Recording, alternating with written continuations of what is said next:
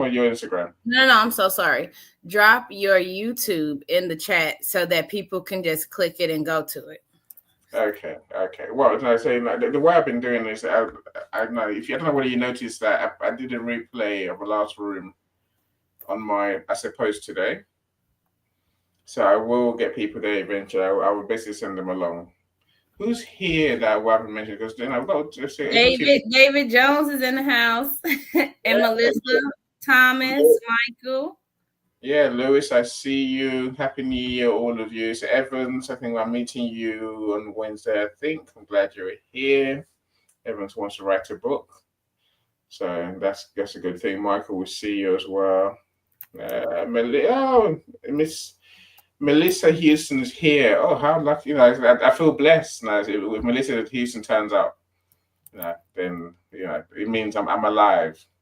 Welcome, welcome, welcome, welcome. No, so I think Melissa is a legend. She does these events as well. This says amplify. Ollie, you're too quiet for too long. You Well, must. I was quiet because I was helping in the background to add your stream to my LinkedIn and my YouTube. So you are now live in my LinkedIn and my YouTube too. Muchas gracias. I'm not, you got to teach me. De nada, con placer.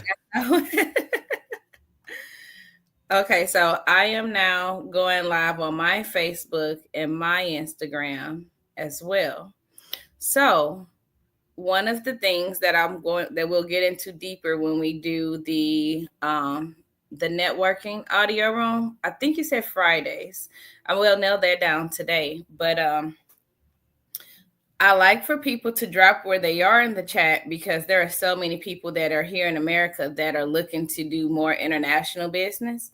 And so when you drop where you are, announce yourself, participate when people not just come in on the lives, also when people are watching the replay, they now have an option to find you if they're on my LinkedIn. And so the objective behind asking people to, hey Paulette, sorry. That's my number one favorite in London because she's always going to you're mute. See that you're probably saying something you have no business saying, and that's why I can't hear you. You read his lips, right, Paulette? I know you read his lips because I put that number one in front of your name. Well, it's everyone's number one friend, so. But I'll leave that with you. It's fine. And so I ask people to put where you are and to interact within the live because the more you interact, yes, it does help me in terms of algorithms, but the objective also is to help you because my friends don't know you. They have no idea who you are. They have no idea where you are. But if people are watching that I stream to that are not interested in working with me, but they may be interested in working with you, I want them to connect with you. I want people to get whatever help they need. And the less that I have to do, the better. And so I'm totally okay with that. That's a lot of what this community is about. It's really about finding ways to network with like-minded people so that people that are not disruptors of your mission, but are in alignment with your mission can actually connect with you and we could all progress forward together. Hopefully we'll all meet up somewhere, not cold. Not cold. And hang out offline. Yeah, it's the first time I came to London, I came in January about this time. It was like right after my birthday. And it was so cold that I thought that if I blinked, my eyeball would shatter. Oh my God. You are being extreme. So right now, there's 20 inches of snow towards the Midlands and the north. Right, that's snow. That's raining, but it's cold. It's cold in England. It's cold. What can I say? Yeah, it's cold in the US as well. No. Yeah, it is. So I grew up in Missouri, a place called St. Louis, Missouri, and it's right smack dab in the middle of the United States. So we are literally they call us the gateway to the West. And so I grew up having all four seasons. As soon as I had the courage to move away, I went to the warmest place I can afford. I'm just going to be honest. And I haven't been back since. It was 70 degrees here yesterday, but I don't know if Michelle is talking to me or you.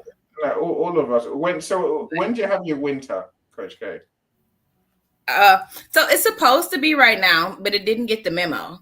When I first moved to Texas, it was cold like 2 days before Christmas in 2022. It was so cold that I went to Mexico when I first moved here. Like my kids were not around. They decided to stay back in Dallas and in St. Louis. And a friend of mine, her daughter went back home to St. Louis as well. And she called me and was like, "It's cold. You want to take a flight to Mexico tomorrow?" And it's absolutely, let's blow this joint, because It's one of those, I suppose, one of those things. I like winter because it means it's out of the way. Mm-hmm. It means we're going towards summer. So, but without winter, the concern is that there's going to be a winter sometime.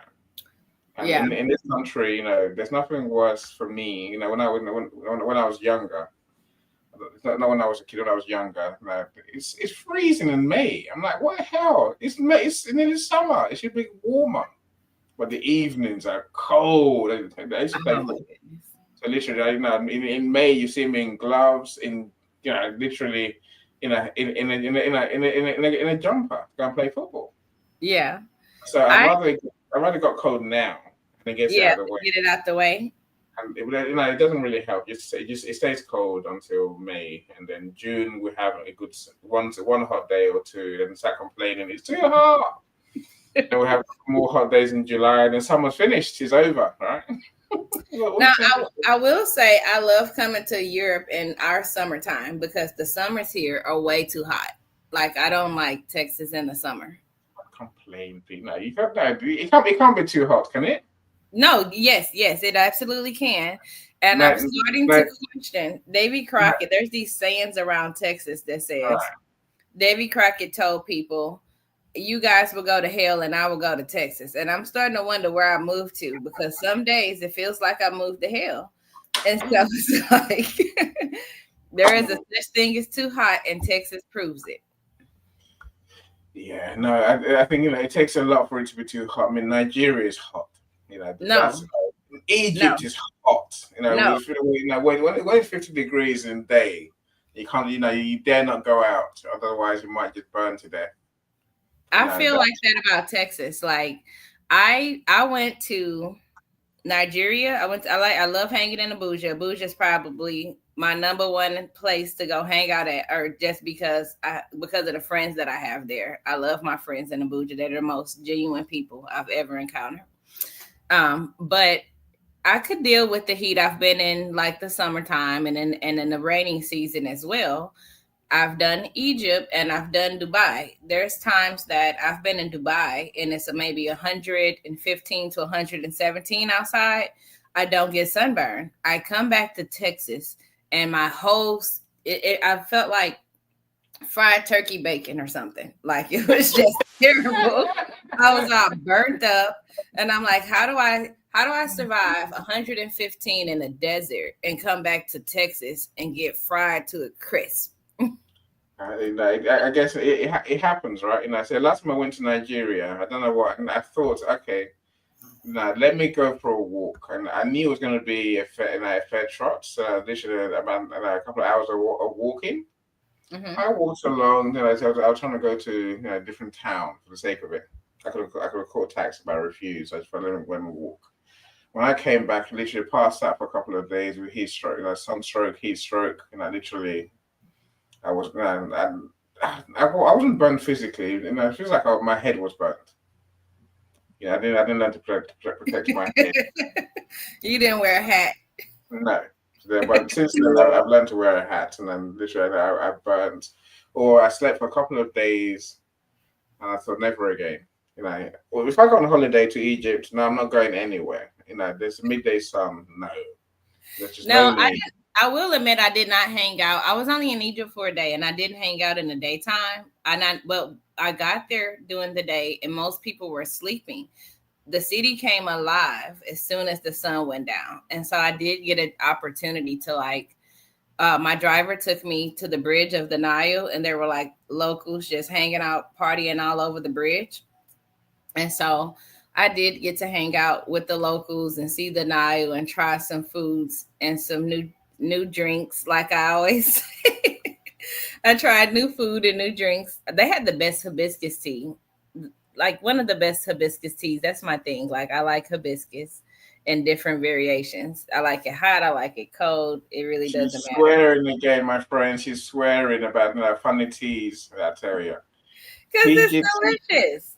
Or Thai food. Nothing else exists. There's no other tea. I know there's other funny brands now. Wait, are you saying Thai food? Thai food, yes. Oh, is that Thai food? No, not Thai food. Thai food. Oh, I'm like, I like Thai food too. Yeah, I mean, there's you can't drink funny tea. Well, obviously, clearly you do, right? So I'll leave that with you. I'm gonna share the link with Chinyere. I'm just putting the link in your DM, so if you can join us on stage. Paulette, if you want to come up, let me know. Coach K has got this thing today about you must leave your camera on, otherwise he's not having it. I know most of you have your camera on anyway, so. Well, I'll let Ollie have his off, so there I can be flexible, and especially if no one said this last night screaming at me. But I like it. I'm not having it. I'm like, whatever. But no, this is my thing. I don't want to start it off inviting people to turn their camera off, because then it defeats the purpose of being live. If people are watching, there needs to be some sort of facial interaction going on, because I want to put it on my YouTube channel. And so if I'm just having a bunch of blank boxes up here, not saying that people won't listen, but it kind of defeats the purpose of saying, look at me. Like, it's alive. Yeah. And so I'm okay with both, but I prefer the cameras on so I can feel more connected. I get you. My friends, part of my nightmare today, it's not really a nightmare, I get over it, is that I can see you on the event comments feed, but I can't see you on the StreamYard feed in the room, because I can't put your comments on stage. Paulette, who looks like Goldilocks? Who sounds like Goldilocks? Me or? She says you sound like Goldilocks. Okay. So about me, about my tea. Yes. Okay. All right, Paulette. Oh my God, Paulette, really? It's an English joke. No, I'm looking at the new comment she dropped. I have a squeaky voice, and I look like Paulette. Thanks. I can't put that on screen, can I? No, thank goodness I can't, Paulette. I can David, see it. Welcome. I see you, David Pushkin. Welcome, and David Jones. We'll see you too, my friend. And David, definitely feel free to come up. But so I wanted to talk a little bit more about, because I wrote this down. I got to get through this, guys. So hopefully my friends on Facebook and Instagram, I can get them to go back and watch this, because there's no way I'm sending out a text message or calling everybody to let everyone know that I switched my phone for the first 90 days of the year to do not disturb. So my phone has been switched to focus mode. I'm not ignoring anybody. I'm ignoring everybody.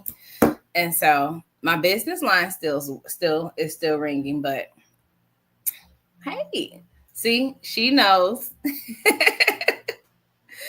that we do cameras on.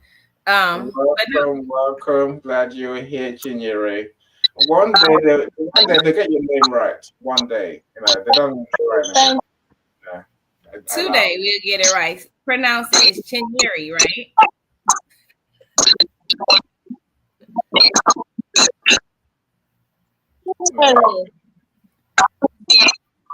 Thank you. Thank you very much. There's a double feed. I think. I don't know if it's coming from your phone or if the computer is on LinkedIn and StreamYard, but I'm hearing a double feed when you speak. Did you hear that? Yeah. No, I heard you. It sounds like there's the YouTube page, the LinkedIn event page is on in the background, Chinyere. You want to close the LinkedIn page and just Yeah, because it's coming through StreamYard. Yeah, I had to do that too. But that's why I know I say it wrong. And so that's why I always say, oh, this is my visionary mother, because I know I can't say that wrong. So that I'm not butchering your name. Can you try to say it again for me? Because there was a feed coming through that was prohibiting us from hearing it clearly. Chinyeri, are you there? I think hers might have froze up. Okay, so I wanted to talk about this, that I'm in 90 days of Do Not Disturb. And what I'm doing is I'm just basically doing focus time, where I am putting all my time and attention into those that it feels mutually beneficial with. And so for me, it's going to be my online group where I'm finding out what people's problems are, not necessarily your problems, but more than your problems, what your goals are, what your dreams are. And if there's obstacles that are prohibiting you from reaching your dreams, I want to know what they are so that we can find the most efficient way to overcome those obstacles together. And so as my dedication for that, I'll be in 90 days of Bible study, covering the Bible from front cover to end. And so I really want to be on this God-led mission intentionally. And so I'm removing the voices of my immediate world and just really pouring into myself and pouring into my personal community as a investment in time, because as I said before, it's not always about the money. Right now, the community is only $25 one-time fee, but this month that will be changing. I have not set the date yet. And so I just encourage people to join while they can at this price, because there won't be a monthly reoccurring charge. Once I remove that, it will turn into, once the day arrives, because I haven't dropped the launch date yet. But once it officially launched, the memberships will be converted to $25 monthly fee. And with that one, there is a reoccurring charge, but those that got in prior to will not be charged anything extra. So for those of you that have already joined, thank you. Annie, Paulette, Leah Garcia, Ali. Ali was, before I got it ready, Ali was like, take my money. So that's why I'm like, Ali always gets like special privileges with me, because there's no time that, I don't know what his notifications is set to, but if I come on LinkedIn, he's going to see me and he's going to say something. And so I always like to pay respect to you, Ali, for that, because I can't say how much enough that means to me. I'm not going to say I needed it or that I didn't need it, but it's just like, it's a special something that I didn't know that I needed, and I actually appreciate it. So I want to say thank you for being so supportive. You're extremely supportive. And I look forward to promoting what you have going on, as well as our events on Tuesdays, so that we can do lunch with Ollie, lunch and learning with Ollie and me. I wanted to. Before we carry on, Michael, you have to put your camera on, please. Unless you're gonna sit to the side, then keep it off, because I believe you. That was like the last time I was trying to figure out what was going on. Okay. No, Michael's still laying down, and your virtual background doesn't do you any favors, Michael. Yeah, you can turn your camera off if you want, Michael. We'll still let you speak. Chinyere, are you close to speaking yet, or are you still distorted? You try to disappear. Sorry about that. Go on, please. Try and talk. So let's see whether you're clearer. Oh, yeah, I'm not disappearing. I wanted to put on my room more lighter. So I'm not disappearing at all. Oh, can you hear me? Yes, we can hear you loud and clear. Okay. And what are you saying? I didn't get you. So I don't know whether you have your YouTube, your LinkedIn events page going at the same time. Do you? Yes. Right. So turn the LinkedIn page off for now. Oh, really? Oh, okay. You only need StreamYard because it does it for you. Oh, okay. Okay. There we go. It was giving a lot of feedback in the microphone. It still is. It's still going. Okay. You Let know, me try. I guess we know it's on because there's a delay, right? Well, no, it's not a delay. There's a high pitched feed. Good morning, Jay. Feel welcome to join us if you like. Right. No, so you do. I'm gonna make my tea. All right. We'll make your tea. My tea. It's like, I'm not like the rest of you where your tea Thai takes food. mine takes time. It's PG tips. PG tips is what we need here, right? Yeah. I'll be back in 5 minutes. Okay. So now that we're streaming on multiple platforms, including my own, I basically wanted you guys to shout yourself out, where you at, maybe what you do, because it doesn't just help me, it helps you. We're going to share this material. I'm going to upload it onto my YouTube channel. And so if there's an opportunity for people that you don't know to connect with you, that's what we're on LinkedIn for. We all get on platforms to try to connect with other people that are not in our immediate proximity. And for those of us that are looking to grow, I think it'd be a really good idea to just let people know, hey, this is who I am. This is where I'm from. And you might find out that it's because of where you're located that people may actually want to work with you. And so don't do yourself a favor and comment and shout yourself out. But it also does help me in terms of the algorithms. Not to mention, if you're not on stage, I'm still interested in what you have to say. I love gaining feedback because it allows me my conversation to flow in a direction that makes sense for the audience. If I don't know if I'm resonating with you, then I'll tend to get chatty and I'll just start talking about what's important to me. And although I believe what's important to me can be helpful to everyone, I still want to know what I still like to have a little bit of a flow in terms of a conversation. I am going to take a quick pause and welcome Michael to the stage, Michael and Ollie, and let you guys interject because I don't want to just completely take over. Ollie, did you have something you want to add? And then Michael will have you to unmute yourself and speak as well. Well, thank you so much for providing the space for each of us to speak. And I will say that 2025 will be my 2025.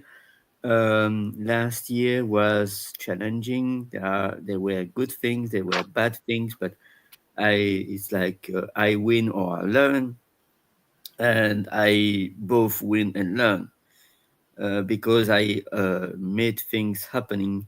I was going to Barcelona for my new language conference. Then I went also to Lucca for an amazing conference. They were both from Ireland and Italy, and it was an amazing coaching experience. And then I broke my shoulder on Hamburg. So it was like, ouch. And then I came back to heal. And in end of October, I went to London to an amazing 9 days, was 5 days in London and 3 days in Faversham for an amazing workshop about the body, storytelling, improvisation. And for me, it was like the year where I decided to connect with my body and I listen to my body. That's why right now I'm not in camera. I can try to say hello, but I'm resting right now. So I'm on and off camera and I am. And language is my passion. Human connections is my passion. And right now I try to draw a line in the sand and to say, okay, I did this in 2024. This worked. This didn't work. And I'm going to follow more God, follow my body, my gut, and also to get my people pleasing on vacation. It's good to be able to please people, but I need to please myself first. That was my realization, because I'm a bit tired right now to wear so many others' buckets, and my bucket is empty. So now I'm going to fill my bucket. And I was singing my song as an anthem last year, and I'm going to sing it more. Like, I'm gonna love me again. Check in on my very best friends.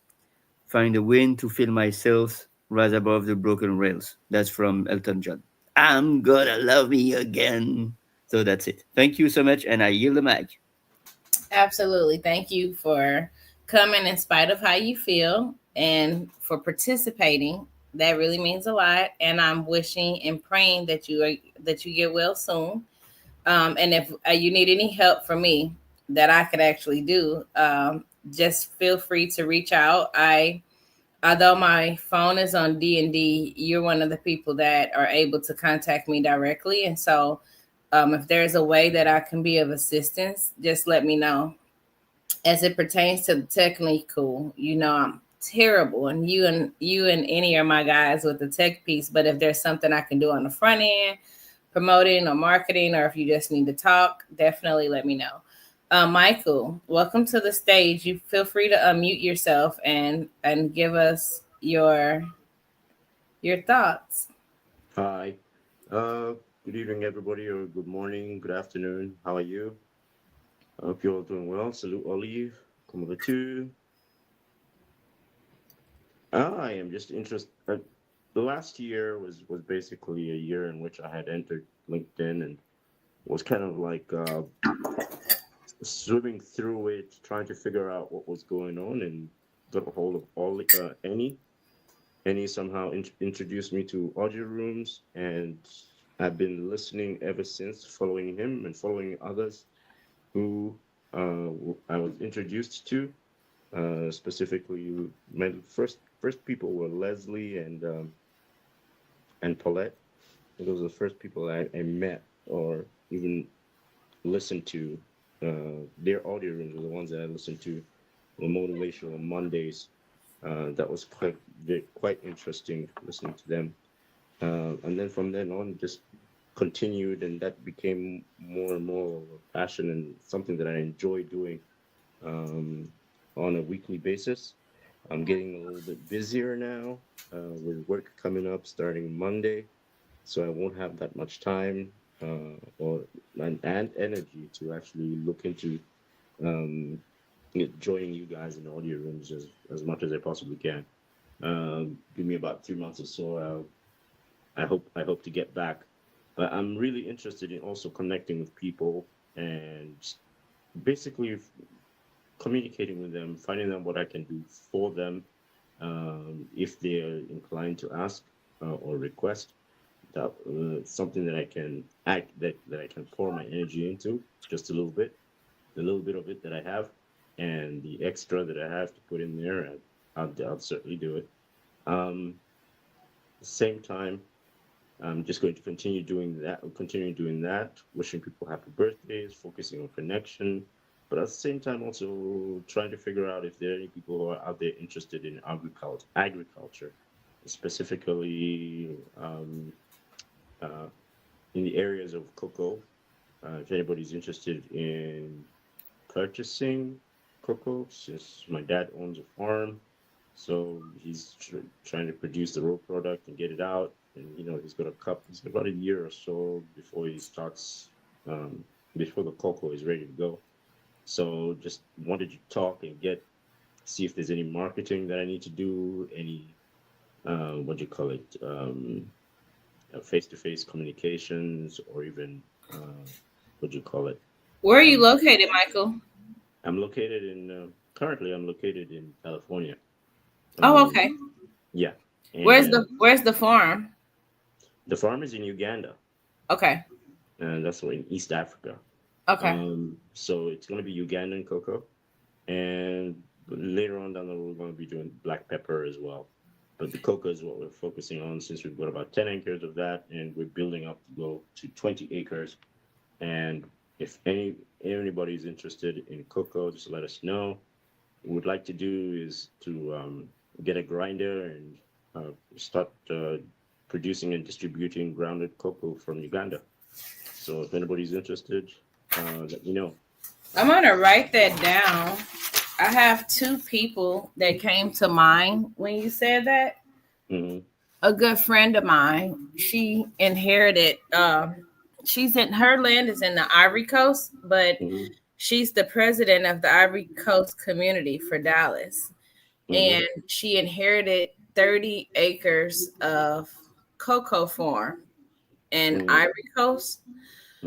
I'm not sure exactly what she's doing with it, but what it made me want to do is it made me want to reach out to her to just find out.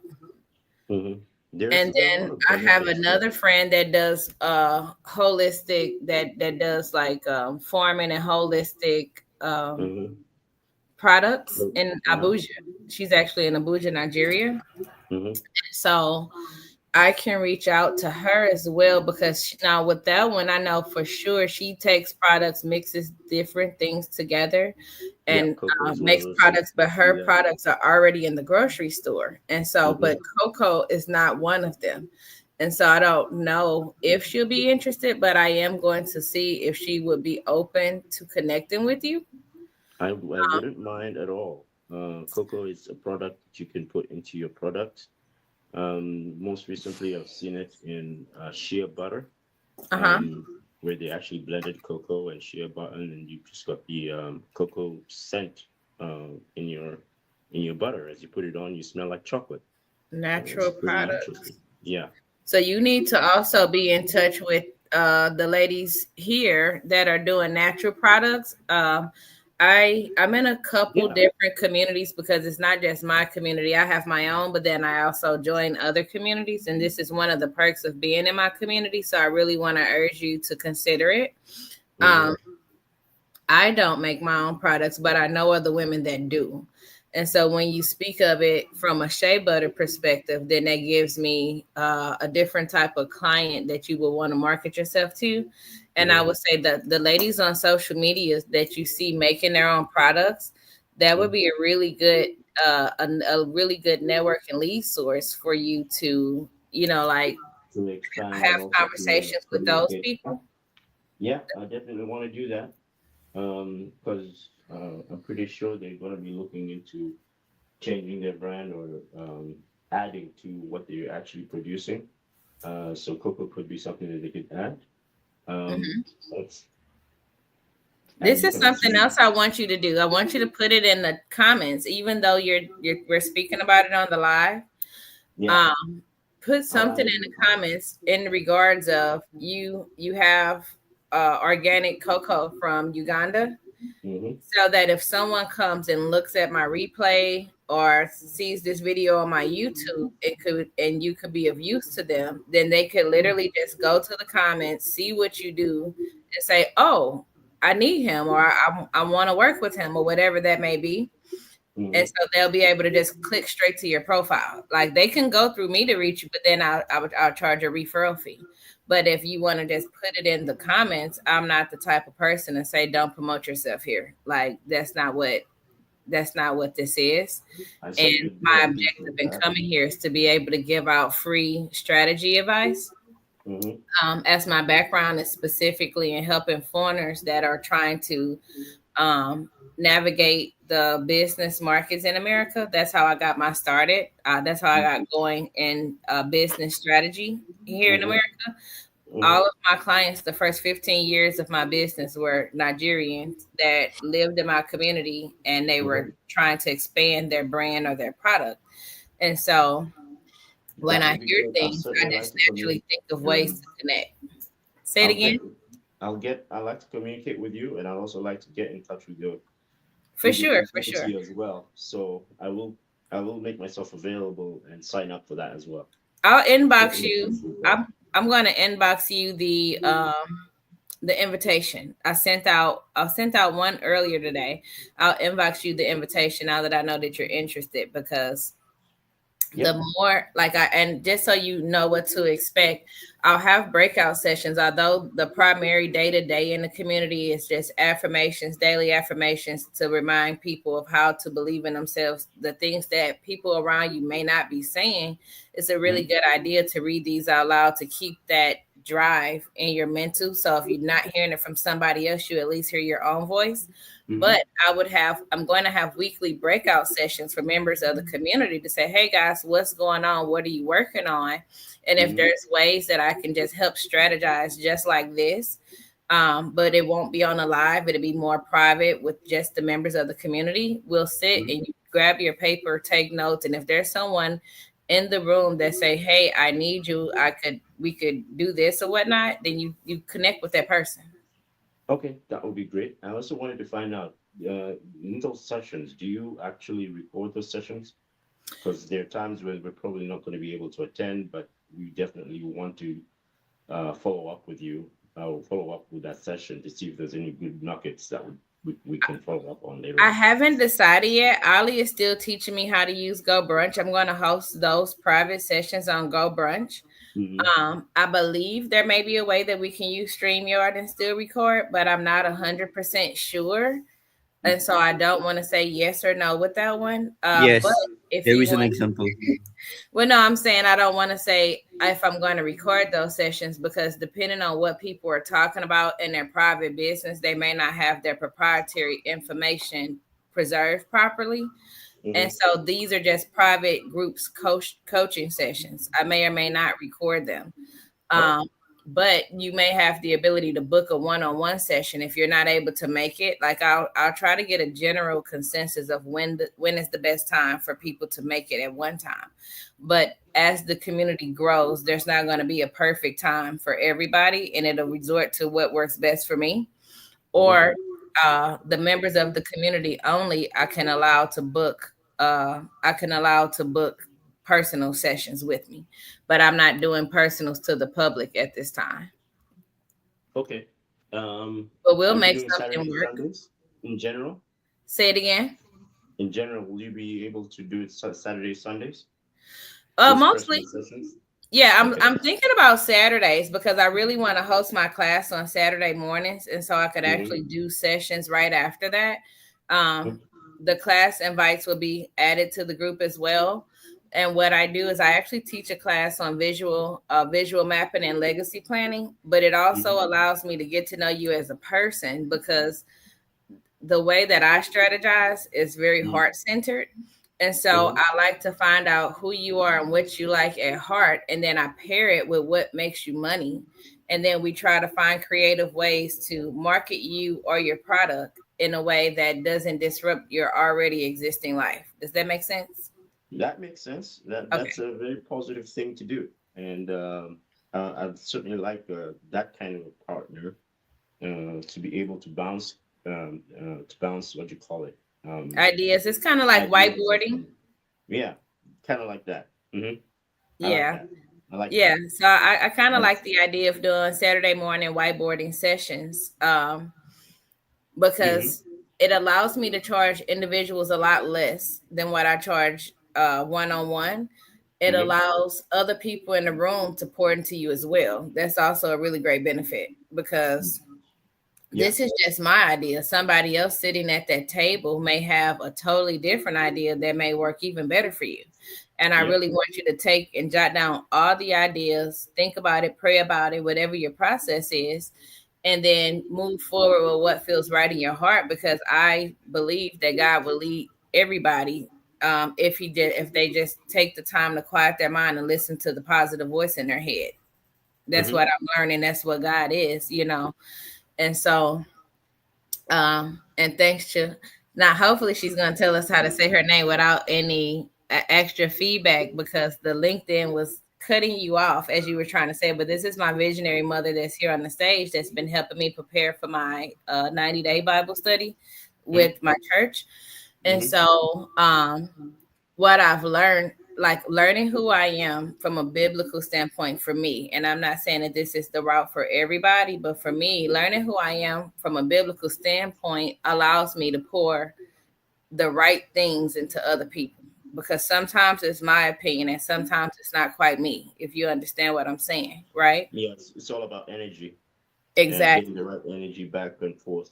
And yeah, I get that. So that's what's leading to my 90-day isolation, because I want to be so intentional about the people that if I'm asking you to join the community and I'm charging, I want to make sure that you feel like you got more than your money's worth, so that when I really open this community up to the public, I know exactly who you are and what you do. And if there's an opportunity for me to partner with you on a much bigger project, then the first thing I'm going to do is reach back to the people that's in my private community and say, hey, we got business. You ready? But this way, it allows me to know who you are and that you can actually handle whatever I may send your way. So it's kind of a twofold, but a really amazing thing. Okay. Regarding your isolation, could we call it hibernation as opposed to isolation? You know, my little brother said he didn't like that word either. So technically, it's not real isolation; it's focus time. And what I'm really doing, to be completely honest with you, is I spent a lot of time in the house, and I found it to be extremely comfortable to cut myself off from the rest of the world, kind of like somebody else on this stage who I won't point out. And so, you can create a word for that. I mean, if you said focus time, you can just call it focusation. Focusation. I like that. But this is why I like having conversations with people like you. I love it. Words. Love it. Well, focusation. Retreat. Sure that, when you do use it, that you put a penny or two into my inbox for giving you the idea. Yeah, look, I'm putting it down and I'm sending this over. And so it's more focus time, and it's basically retreat. That's a nice word. Retreat. Oh, retreat. Are you still on LinkedIn too?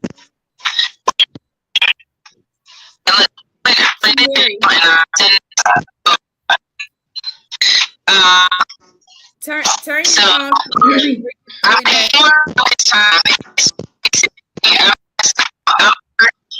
Right. Annie, can you tell where that's coming from? Yeah, January, you still got your LinkedIn. January, you still got your LinkedIn tab open. Let me switch myself off because it Welcome, Christina. Thank you. And Angelica, I don't know if you were in the room earlier when Annie said he's going to drive his car 6 hours to see you and 6 hours back. I'm trying to get him to hang out instead of driving back that same day. But he says you're visiting London, and I'm so excited for you. And I really pray that you get amazing weather while you're there. Yes, unlikely, but the weather is what it is, right? The last time I came in October, it was actually beautiful. It was very beautiful there in October. It was nice. Manager was what we have in October, right? What manageable? Quick question. So, where do we get the information about these activities that your groups do, that you're doing with your community? They'll be in the group. So I sent you in particular a link, because the link is actually the group is located on Facebook. I've set up like different breakout rooms. So if I'm speaking about something like the spiritual, anything that's spiritual, I have a separate breakout room. So if people are not into it, it's not like I'm forcing anything down their throat. But check your WhatsApp, and if you don't have it, I'll send it to you again. Yeah, the one that saying that's you know me on WhatsApp, you know me on messaging apps. So I look at them and go, okay, and then I forget what they say to me. So that's me. I'll send it again. But all the updates for the members I'll just post it actually in the group. It's so much easier that once people are in the community, they just go there and it's pinned there for the week. And I'll also allow people to drop. I don't want it to be where it's like a big thread of like this, but I do want things that are working for you that you feel like could work for other people and you don't mind sharing it, to drop that in there, or if it's an affirmation or quote or just whatever the topic is that we have going on. I don't want it to just be all me. I really want it to be a community. Welcome to the stage, Zahar. It's so good to see you. It's an honor to join you guys. Thank you, Coach K and Hani and everybody here. Good to see you all, and Happy New Year. Happy New Year, my friend. Only there's two different Michelles. There's Michelle, formerly Ramos. Formerly. Only there's two different Michelles. There's Michelle, formerly Ramos. Who has? No, let me see. Who is it? Happy you New first? Year, Zara. Mm. Happy New Year. See, Zara has etiquette. Now, when you, after you speak, then you have to turn your mic off and go on mute. Basically, that's the best way to do it normally. Right, and there's many more people here. So, Adrian, welcome. I see you in the audience. Christiana, well, happy New Year. Miss Angelica, Pavika, I see you as well. Welcome, all of you. Of course, you're welcome to come on stage. Like, Coach K is talking to someone. I don't know what she's talking on. She's talking on mute though. Oh no, I'm not on mute. I am. I was talking to myself. I dropped the link to purchase the membership in the chat, so that way, if anybody is interested, I think I did it right. Hopefully. I love. Are you able to see it? Okay, let's see. I thought I did it. If I didn't, then I'm going to send it to you, Annie, and have you drop it. I don't see it showing up on my tablet. Do you see it at all? The link for what? Where? I dropped the purchase link for the membership. I thought I dropped it on LinkedIn. You might have done, but I'm looking at StreamYard, so that's why. Okay. So let me do. If I send it to you, are you able to post in the chat or no? Yeah. Okay, so I am going to just inbox it on your WhatsApp to you, and then there we go, and then you can just upload it. Michelle says she doesn't see it, so there we go. Okay, let's try you again, Chinyeri. Let's see if we can get you without any feed. Okay. Yes. All right. Thank you. Thank you for having me, Annie. Thank you, Coach K. I'm not taking this for lightly. I'm not taking this lightly at all. I'm going to say that my connection with both of you is divine. It's supernatural. I don't take things like this for granted at all. It's been a journey. And last year, I'm calling it last year now. Just about 3 weeks ago, in a room like this, I got connected to Annie from one thing to another. Annie is a master encourager. He kept, encouraging me to say something in the room. Say something. What is this? What is that? What is this? And eventually I told him, and he was so encouraging. He's a master at it. And then from one thing to another, I got connected to you, Coach K, and then the rest is history. And so I'm so glad this is a new year, new opportunities, new life, new season, new phase, new beginning. That's what I think about myself in this journey. And I'm so glad to have joined your Facebook community. I'm so glad.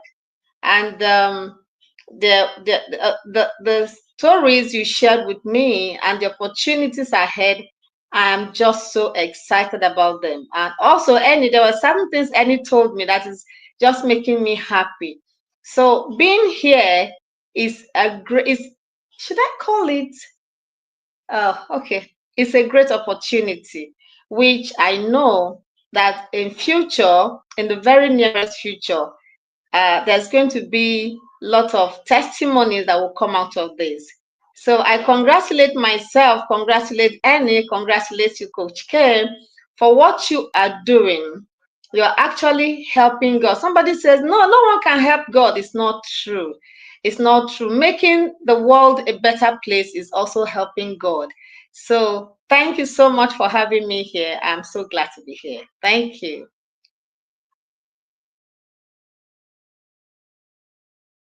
All right, Coach K, you wanted to know how my name is pronounced, all right? My Yes. name is pronounced Chinyere. Chinyere. Chinyere. Chinyere. Yes, that's it. So that's it. Thank Apart you. from the visionary mother you called me. Thank you. I love that word. I love the name visionary mother. I love it. I like it. I love it. I've never had one. I've never had one. Oh, I found out what the Oh, feedback. yeah. I found out what the feedback Mics are on. mics are on. That's right. I'm gonna have you mute while I I'm gonna have you mute while I talk. Okay, I think that's what it is. I think that was the feedback. Is both of our mics were on at the same time. But I love having you, and I love having a visionary mother, because that's not something that I've had before. And growing in my spirituality is something that's important to me. And so it's very nice to have someone to know, to have a deeper understanding than you, that's not necessarily forcing their opinion. They're just saying, oh, this is what's going on. This is where you find it in the book. Oh, that's what you got going on. This is where you find it in the book. And so the best part of working with you is you never forced your opinion of life on me. You just said, open the book. And so now I keep it open on my dining room table. And every time I eat, I get double fed. And so it's such an amazing thing. And I have people saying that I'm glowing. To hear people say that I'm glowing in my growing process is such a beautiful thing that I want other people to just feel and experience, because it doesn't mean life isn't tough or rough for me right now. It just means that I'm not walking alone, even if you can't see anybody. That's what this glow is. I left my job 2 weeks ago. I don't know what my future is. I was nervous coming into the beginning of the year when bills were due and everything got paid. It was only by the grace of God that I wasn't worried about my $1,900 rent after leaving my job, but my job wasn't paying enough to cover it. And so it's like, I know God put the word in me to say, listen, do what you need to do for me. And the people that are meant for you will find you. They will join you. They will grow. They will help you grow. You will grow them. And don't worry about this little stuff over here. That's small things to a giant. And so having that understanding allows me to walk in my purpose with my head held high in spite of whatever I might be going through. I'm still dealing with the issues of my health. I still don't 100% know my status as far as my cancer diagnosis that I received, but I don't necessarily, let me rephrase that. I was given a second cancer diagnosis, but I don't necessarily receive it. I am going to go get it checked out. I do have people that's been in my inbox asking about it, but I haven't had the opportunity to be seen by doctors yet because it's still the beginning of the year. So that's something that I'll follow up with and keep people updated about, but it's not something that I necessarily want to make the center of my life, because I'm so much more than that. But it did ignite a fire under me to remember that tomorrow is not promised to anybody. And so whatever is downloaded in me to do, into whatever beacon of light I could be to others or the world, my job is to focus on that. Like that's my focus. But I am going to also make my health a priority. I'm doing things like drinking my teas and eating my fruit and connecting with good spirited people. There's so much more than what they say I am, because for as long as I can remember, doctors have been telling me I've had a shorter life sentence than God said I had. I wasn't supposed to be here. From the time I was 3 months old, they told my mother, to that I might not make it. And I've had issues since then. And so here I am at this big age. I'll be 40 this month. So to most people, it's not so big, but to me, it's an age that I never really foresee myself making it to. And so for me, it's a very big age. And I'm very proud of it. I'm not a woman that's like, oh, don't ask me how old I am. Like, I made it to 40, and people where I come from, that's not necessarily an age that many make it to, unfortunately. And most certainly they don't make it to 40 and look like this. I'm like 3 kids later, and people saying I'm glowing and thinking I'm in my 20s at times. And so I receive all of that. I do want to go over to Zahar and welcome you, because the last time I got too chatty, we lost you, and I don't want to lose you again. You've also been one of my day ones that have shown up for me time after time after time. When I was in my audio rooms and I was stranded in my apartment for 3 months, I was starving to death, and you guys are keeping me alive with your words and your listenings and your encouragements. And you've done so much praying for me, my family, my son. You have sent me some of the most prophetic prayers that I have ever received. And it's such a pleasure to finally see your face. Like, I'm excited about these lives because I get to see the faces behind the voices. And it's like, you guys are so amazing. Unmute, Zahar. Yeah. Trials, challenges. I remember those days. When I look back, 2024. Yes, HJ. And you're a godmother of beautiful children. I remember you coming on the stages, sharing your stories. And, these trials and challenges, they are making us stronger every day. This is what I learned. I am the witness of my own growth. Thank you to this community, actually. When I look back, I was in Karachi. Now I'm in my home. I would love to give, props and big ups to this community, especially on the LinkedIn. And everybody has a story. This is so true. Now, and we are learning every day. The beauty is that every day we learn something new in these audio events. It was audio events. We were not able to see our faces, but now it's live. So hopefully we can connect more authentically, more genuinely. And that's the beauty of these events. Some people take it like, oh, we need those audio events back, the old ones. But I think this is more authentic and more real to see each other and share our stories.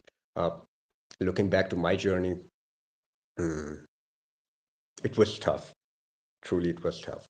Met many people, connected in real time, and some people come in your life to teach you lessons, maybe to just so that you can learn and grow in your life, because they have seen your all belly buttons and everything, your inner self.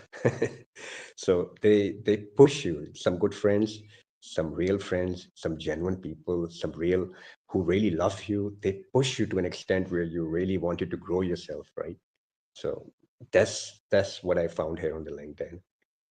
And when I look back to my journey, writing my book, starting a small company, doing a job, part-time job in a call center, then last year I had some losses in my family, where within like 20 days we had, I think you know about this, Kimberly, right? After losing my father, we lost my sister-in-law. So and we all, like, in our culture, we all live together, and brothers and everybody. So then it was very hard for me to bring my family because we were living there in Karachi alone without away from our heritage, away from our hometown for 24 years, and just away from the community and tribe. And after losing my father and my sister-in-law, it was and we were living a life like isolation in the boundaries. But then to convince my mother, okay, we don't have anyone here in Karachi. Why are we here? What for? It was very hard because of those losses of my father and sister-in-law. Because I'm going to die here in this Karachi, and then I would love to give some big ups and props to Anna Rohina. She took a flight from all over Spain. She joined me here, and she mentored us. And for 6 months, for 6 months, literally, I mean, she lost her job and house. I mean, I got connected with people in real time, and beautiful lessons. And now I brought the whole family, including my mother, my nephew, nieces, and brother, to my own hometown. And now we are trying to like connect and social, because we were living in a life of isolation, not going out, not meeting people because of that veteran background of my father. So now coming back to our hometown, we are now connected with hundreds of my own cousins and blood cousins and relatives. So they are welcoming us, and now learning that language and culture of my own hometown. So I really understand the impact of staying away from your community and your tribe for 24 years. So now I help individuals gain confidence in these two areas, language and culture, because I have suffered myself. So thank you so much, Coach K and Annie and everybody here who, there are So, so many stories. what languages do you teach? The official language here in this province, Punjab, is Punjabi. But the language which I'm going to teach is Urdu. That's the national language of Pakistan. Okay. So I have like few students that I am, on Zoom. I take on the meetings, and I teach them small little lessons. But beside all this, for a living, I have to, beside writing a book and starting my own services and like Athos learning methodology and risk trade management, because one of my friends was dealing with properties in Dubai, and he's also joined a risk trade management, the trading platform that is AEX Capital. So he wants me to learn about this this domain of risk trade management. So what I learned was that no matter whatever we are learning, because we are all lifelong learners, this will keep on going. But to bring my life back to, on the earning side, I'm open for a job as customer services, where I can work online, where I can give my services remotely for some UK campaign. So if there is any UK campaign, because my time and US time does not really match, because there's 12 hours of difference. But if there is any UK campaign, any, it goes for any, that I have to give my services, like my customer services, being a customer service agent for any company there who want a customer service agent online, I'm available. I can, because that time, my time and UK time does matches, but US time is, I have to work in the night, and it's very, very, very tough sometimes. No, that makes sense. I have people that have joined, and I don't know if they're still here. It'd be good to welcome them. Say it again. It'd be good to welcome them. I see Joni's here. Dr. Marcia is here. Mary Paul. Welcome all of you. So welcome. You too. Thank you all for joining us. I was able to go in and hit the button. I was going to acknowledge them in a minute, but I wanted to finish responding to Zahar first. I had I intentionally invited my contacts that are in the United Kingdom, Ireland, and the Netherlands, because those are the 3 places where I know a few more people in terms of Europe. And so I wanted to ask you that specifically. This way, if someone is either on the live or watches the replay, they could actually reach out to you directly. And so that's another good perk of doing it this way, and why I ask people to drop your details in the chat. It helps me move the algorithms of getting more people to see this, but it also putting your details and your information in the chat. If they didn't catch it today or in the actual live time, the people that I know that are closer to your time zone, I also have Dubai and India. Oh my God. Dubai might not be on here today. No, it might be. It should be. It should be. Dubai is, I believe Dubai is on. I think I sent out to Dubai. I know I sent out to India. But if you have some specific desired countries that you want to market yourself to, if you put something together, I can try to help you get distributed out to people that are in the time zones you hope to work in. Or we can, if you have a audio or a live coming up that you'll like me to jump on with you, I can jump on and possibly send out connections to people in the time zones that you're seeking.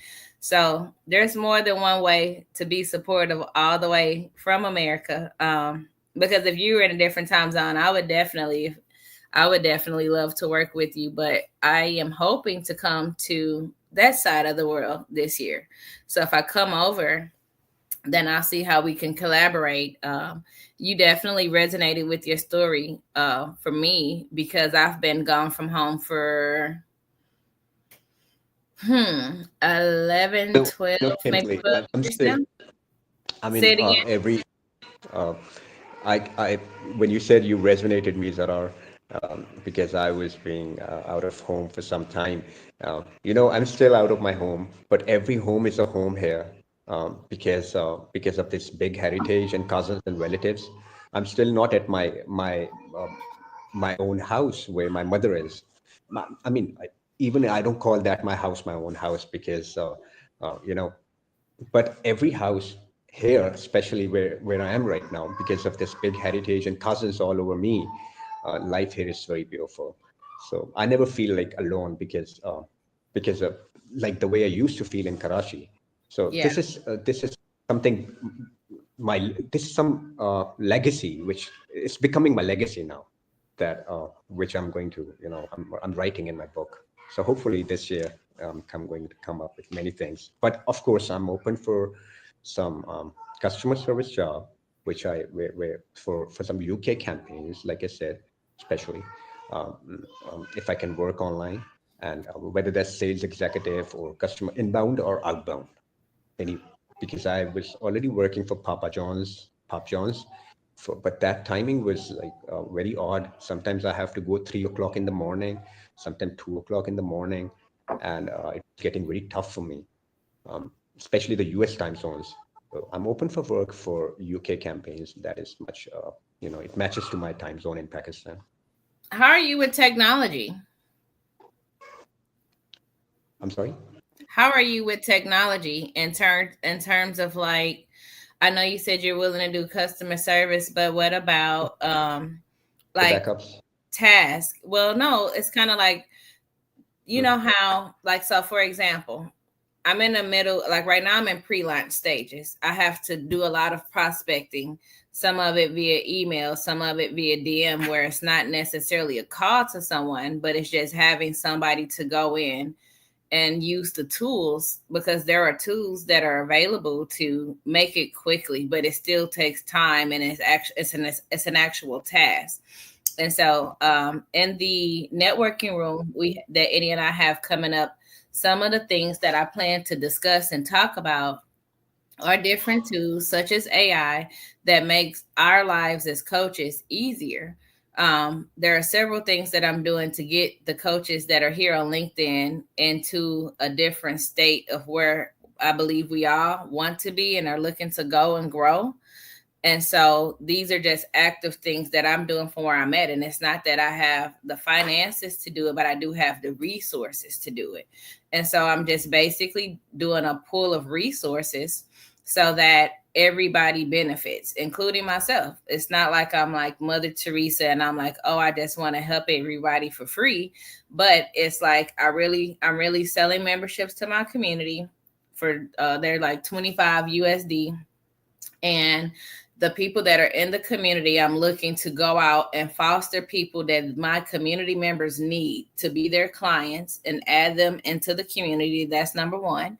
Number two is every adult membership purchases unlocks a kids club membership. And so I have 3 online communities that I'm launching this year.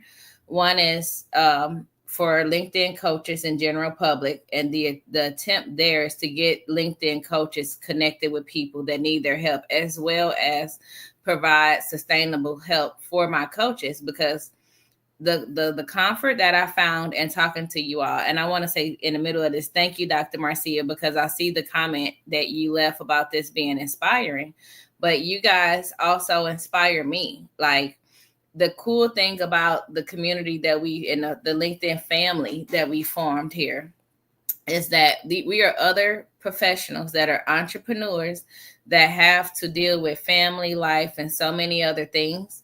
And oftentimes our family members and friends who chose a different path, they don't quite understand the load in which we carry, right?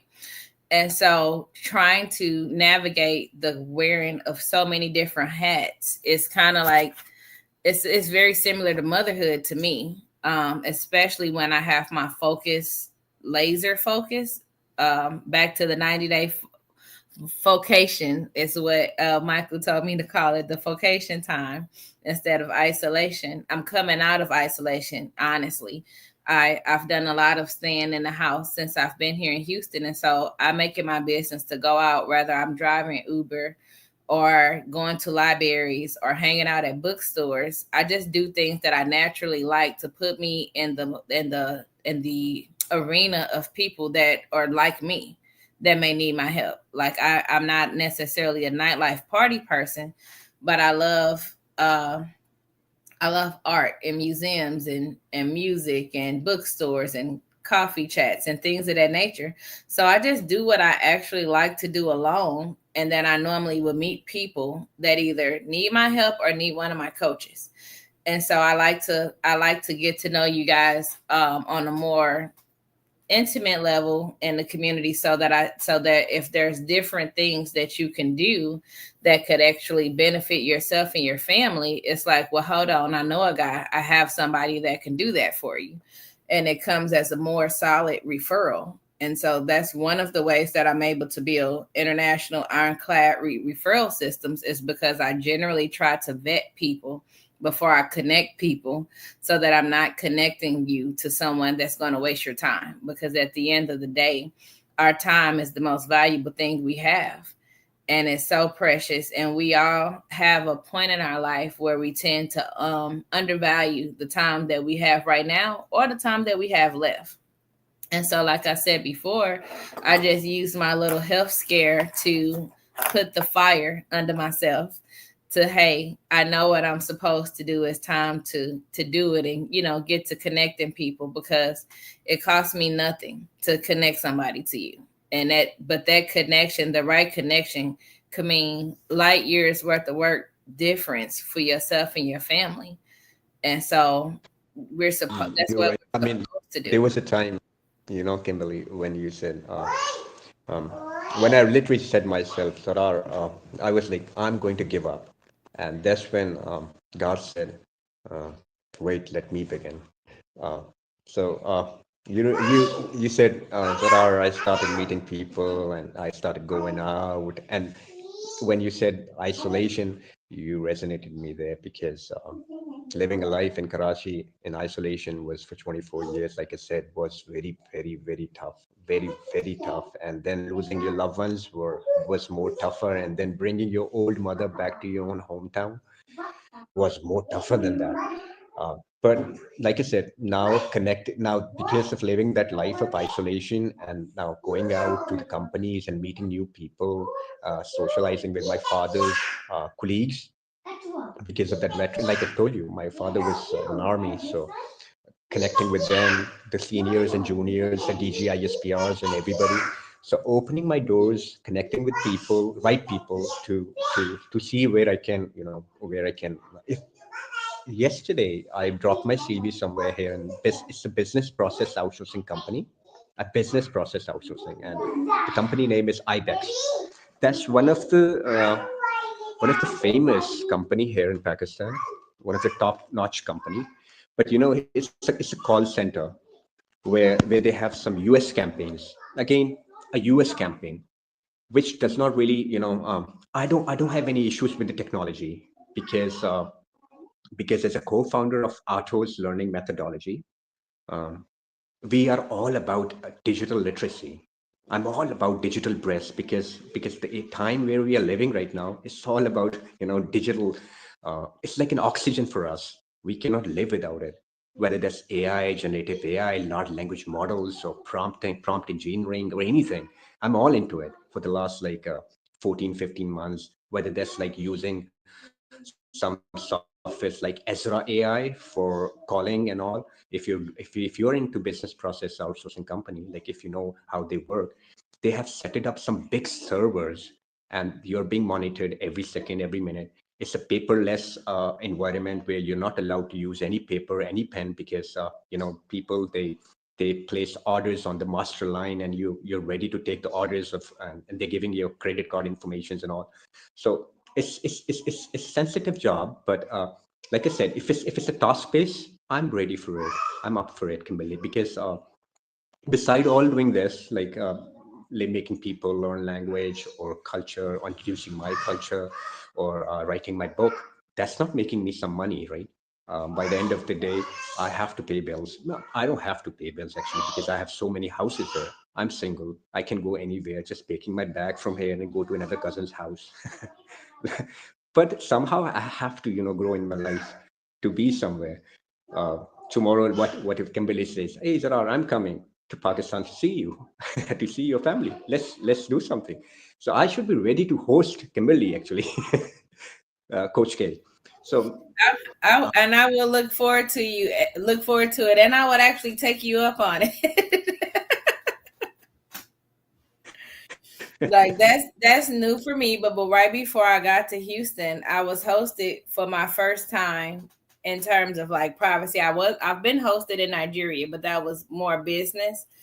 But in 2022, right, the year that I moved to Houston, I was hosted by my mentor to come to Ireland, and the door of opportunities that opened for me was wild. I mean, I was summoned to come speak at a conference.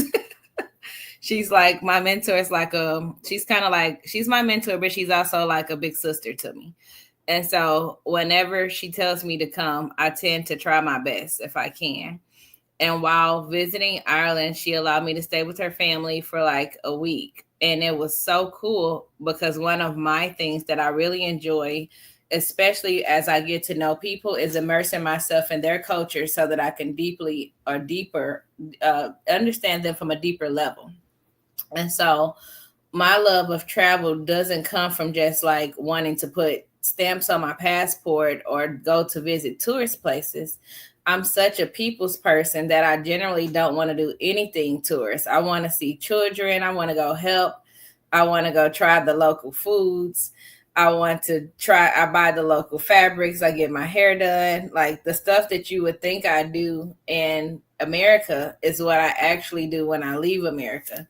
And it's so interesting. And I don't know what kind of spirit God really gave me, because I never really feel at home when I'm here. I don't know necessarily where I feel the most home at. Right now I say Abuja, because I when I go visit my people in Abuja, I feel like royalty. I'm not even gonna lie to you. I feel like total royalty. I get picked up from the airport.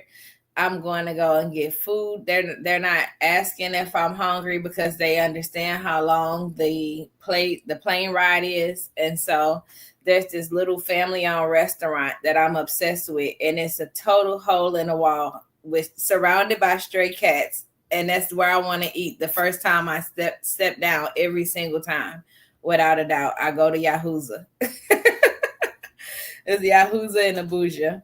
I go to the marketplace and I go and find young girls that are there to make hair, to braid hair, because I understand that if I pay them, that's how they're eating today.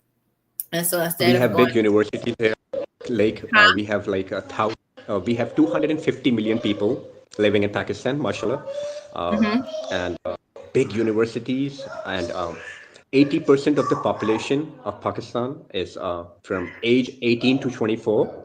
Okay. And they are very much enthusiastic about learning English because everybody wants to go to US or UK or anywhere. Yeah. And the youth is like crazy to learn something, to meet new people, to meet diverse people coming from all over USA, the universities and the vice chancellors and everybody, the ministries of education, they welcome, they love.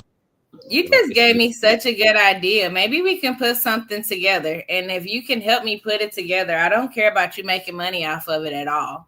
But I would love to come teach my class there, as well as we can infuse it with English. But the beautiful thing about the class that I teach, when I teach it to the youth, is the art of storytelling using photography and videography.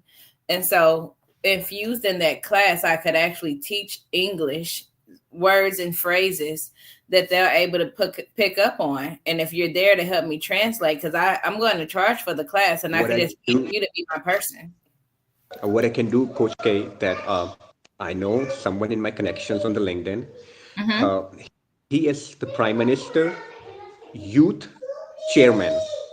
Okay, his name is Rana something. God forbid it. Not everything in my head, but he's on my LinkedIn. And for Anna Rahina, I got, because of her, I got connected with many people here because of her. But for now, I know she is growing there in Spain. So we are like apart, and it's a love story. It's truly a love story. But because God wanted me to put some pause on it, to put a hold on it and work on myself, my own personal development. So because I have to socialize with many people here, connect with people in real time. So because of her, I got connected with many people here. So of course, I'm going to their team members, their team, the Rana something, his team is available there on the LinkedIn. So, and he is he's the in charge of youth and development, Pakistan youth and women empowerment. Yes, youth development and women empowerment. So they work on that domain. So I can, yes, definitely get you connected with him and pass you the link. So you can maybe give your portfolio, and you can show your portfolio and tell them what you can do for the universities here. Or if you want to launch your own online class where you just want to, do something voluntarily for the youth. I want them to send for me. I want to come to Pakistan. I'm okay with doing it online, but all jokes aside, I'm at a point in my life, and because travel makes me feel alive, I love connecting to people, especially the youth, women, children. I would absolutely love, like when I go to Nigeria, I sneak off and go to orphanages and villages, all types of places I'm not supposed to be in. It's very moderate. Pakistan, you cannot compare it with Nigeria or Kenya, but the level of Pakistan is just like you could say India, because India is 1.3 billion people, but the population and inflation is there more in India, but here is less.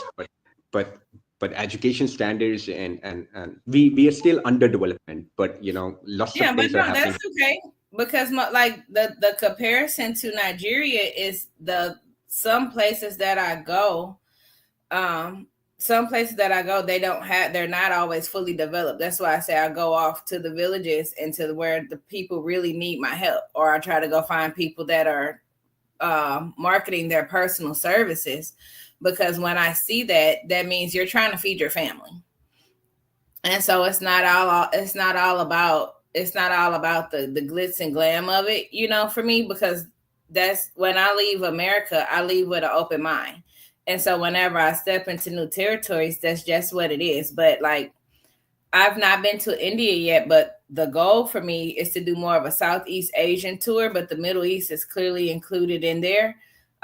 Ultimately, I'm hoping to land in like Bali or somewhere like that, where I can stay for maybe 3 to 6 months as a retreat and just kind of rejuvenate.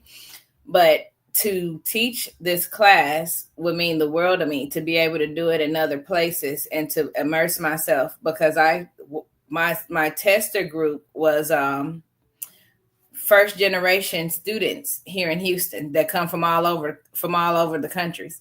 So like one of my favorite, I probably shouldn't say this on live, but one of my favorite students, his name is Adrian. He's a little boy from Afghanistan. And before I left last week, he gave me this little bracelet that I hold so dear to me, a little one of those little plastic bracelets that says Jesus loves you. And he had like 20 of them on both. He had like 10 on both arms. And I know for sure he comes from an Islamic background. And I'm just like, oh my God.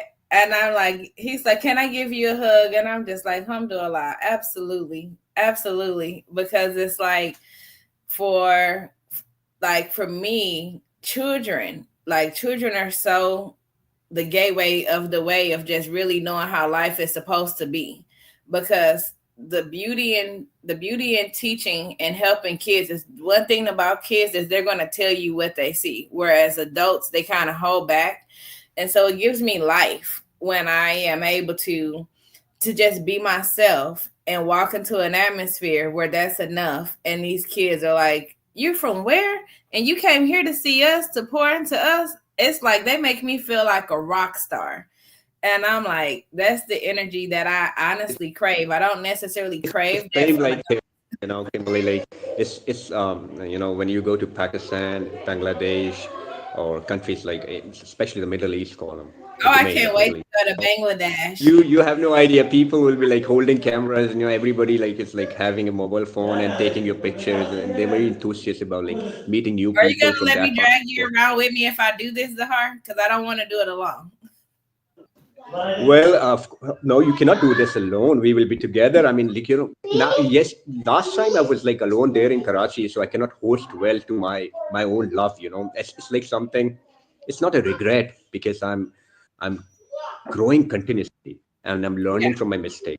So it's like next time if I have to host someone, I'm preparing myself for that I should be ready to get them connected with different ministries, whether that's government, whether that's institutions like big universities, or you know, where they can go, or arts or cultural. We have like huge arts and academies where they teach you about arts and culture of the province. So now what I'm doing, I'm connecting with those ministries, so that if tomorrow if someone is like Lake, or if Anna wants to come back to see Pakistan once again, I should be ready to get you guys connected with the right people, so you can. I'm looking for around like maybe June, like what will be summertime for us here. I'm looking to leave by the time Texas starts cooking, because it's going to be like a pot of boiling water where I live, and I don't want to be here when it gets like that. It's very hot here in Punjab, especially in June, July. But yeah.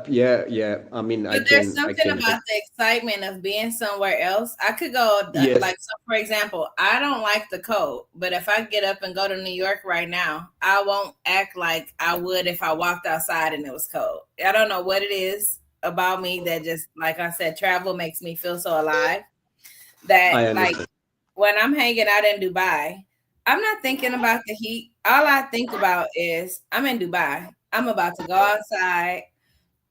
I'm going to go boating. I'm doing things that I never ever do. The last time, no, not the last time I was there. The first time I went to Dubai, I found myself in an opportunity where I was able to charter a yacht with two other ladies from Belgium, and it was just the three of us that showed up. So we had the whole yacht with 3 concierge to ourselves, and so the mom, she's like, I think I'm gonna go for a swim, and I'm like, you gonna jump in that water? And I'm thinking, because me from America, I'm just like, I'm not jumping in the ocean and there's sharks in there. Because we're like out in the middle. And so before I knew it, I'm like, I tell the concierge, here, hold my phone and get this one time, because I'm only gonna do this one time. And I jumped in the Persian Gulf, and I just, to this day, I almost can't believe that I did it. The water was so salty, it burnt my eyes, but it's just like, who was that? I want to say it was Michelle that said, like, when in Rome, do as the Romans do, or something like that. Like, I still hold true to myself, but no, it was not Michelle. It was Pravika. Thank you, Pravika. She said, in Rome, do as Romans do. She is writing a book named Mistake. She's an author. She is writing a book, and I was so impressed by her book name. She says, Zarar, my book name is Miss Take, and I'm like, wow, this is like Miss Take. Yeah. Chinyeri, feel free to jump in. I don't like feeling like I'm leaving you out of the conversation. I'm such a conversationalist. And I've been talking to Zahar for so long that it's so easy for me to get caught up.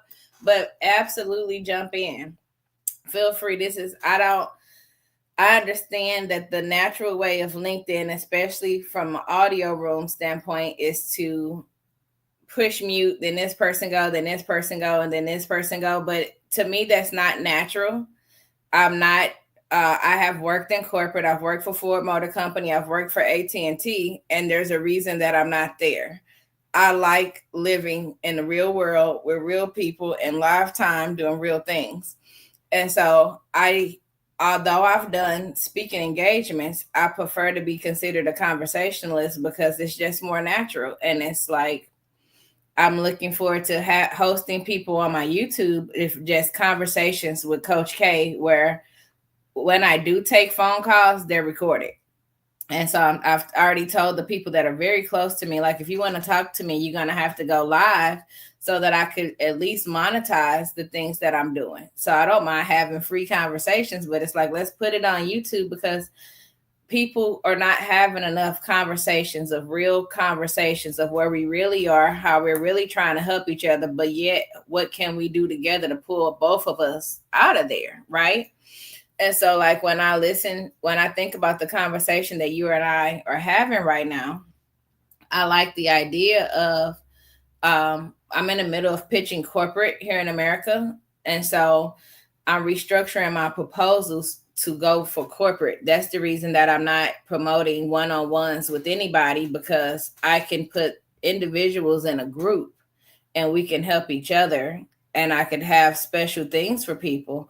But the idea is to take my whole group and say, hey, if I get this contract with this international business company, I can't handle this by myself. I need people to be able to handle this. I am specifically looking to outsource most of my work, like 98% of it, if I can help it, because my role as a director requires that. I can't direct and do the stuff down here, not when I have people in my community that specialize in that. It just doesn't make sense for me. And so if I'm able to get something landed over there in the Middle East, I already have a 1-year report with you. I already have this buildup. So for me, it would only make sense to say, okay, Zahar, I'm coming to your country, and you already let the cat out the bag that you're single with no kids. I'm going to need a translator and some security. let's go get out in. You definitely don't need any security over here, as far as Zarar is, because it's my own hometown where my father where my ancestors, and I have like thousands of cousins here. Not thousands, I mean, sorry, hundreds of cousins here, but then their children, and then their children, and then their children, and then their children. Well, that's what And I there are- mean. They don't know me, so I need to be able to say I'm with Zahar. Exactly. I mean, Then I get you are immediate family.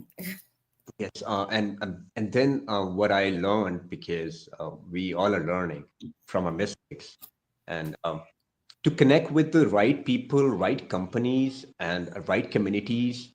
And like if you're enthusiast about language, if you want to teach something about language, for example, if you have a language course and you want to introduce it to different universities. So and what I can see that Coach K is a coach, right? She is a coach, definitely a coach, a Oh mentor yeah. as well. So if you know that you can go to some university and drop your session for like 40 minutes, 45 minutes there in front of all class, well, you have done your job. That's it. And people, and then your friend like Zarar will be recording all the session for you to make your portfolio more stronger, that you have done some international coaching right there in Pakistan. So if I could be like, if any help, I'm always available. Like I said, we can make some plans. Let's set up a one-on-one to do something individual, like you and I. Let's brainstorm this week. Let's get on each other's calendar and see what we can come up with that we can put out for like the summertime, and we could put realistic goals to it and make it make sense, because this is what this new era of life is about. For me, it's just like really living my dreams. It's one thing to dream, and Love you, Coach K. I can definitely resonate I because love this is you so much. too. Thank you. It's a And pleasure. Just get ready your portfolio, get ready your courses you want to introduce. We can have a one-on-one call. We can talk about it. We can discuss about it. We can go in more deep, like where we can plan your trip more properly before anything. That, and I want to build your pay into my pricing. So what I'm looking to do is, you already told me what you need and what you're capable of. And so what I'm looking to do is I'm going to price it out to make sure that I can pay for whatever your pay is going to need to be for this, for what I need help with. We're just going to include it in a proposal. And all we need is one person to do the big one. And once I'm there, I can pitch and do a little tour, and hopefully, God willing, you could make your 1 year salary while I'm there and be able to enjoy your family for the rest of the year. I'm sorry. That's how you make a dream come true. But lately I was connected with a lady named Ghazala Khan, and she is from Islamabad, and she works for government of Pakistan. And she is they introduced something new, that is TVET, like training, vocational, educational training, something like that, where they host people from, like, we have like tourists coming from all over the world, and we have the tallest mountain here after the Everest, Mount Everest. We have K2 here in Pakistan. So Pakistan is like one of when you go towards the north side, it's very, very beautiful, just like Switzerland.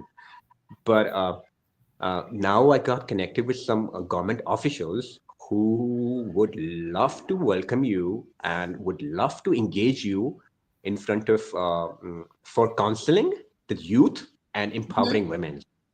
I'm definitely sure if you where you can, I'm sure that you will start enjoying it, because you will. I you already see enjoy it. I've been a mom for 25 years, and my boys are so grown and gone that it is weird to me that kids don't need me. It's so weird to me that my kids don't need me. But my 20-year-old, he teaches as well. He teaches like a STEM course. And so he may be coming with me as well. But I love what I do. Like, one of the things that I probably asked the most, especially when people find out how old I was when I had my first son, because I had my first son at 13 years old. So I've been a mom for most of my life. And so I never looked at it as a job though. Like helping people is who I was created to be. And so for lots of years, I actually walked in shame because of what people said versus what I did. And when I look back, I did a dang good job. I did a phenomenal job. I'm so proud of each and every one of my boys that it's like, let me show you my sons. You can see my work, my walk-in work. They're amazing humans that respect women, respect people, respect other males.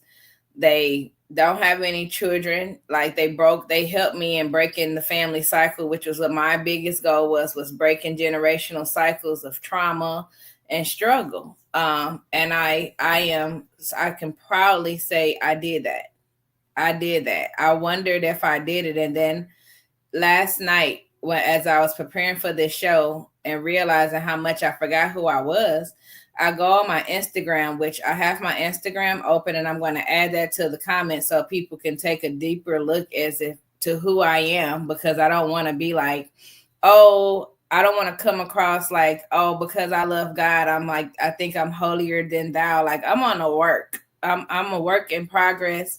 I'm on this journey. I'm getting better every day. I cuss people out a lot less, but those words are still there. Thanks to Chinyeri, I'm substituting some of my words, but they still there in the right situation. But I understand how important it is just coming from the cycle I just left, not even talking about all the other things I've overcome, the cycle of since I met you.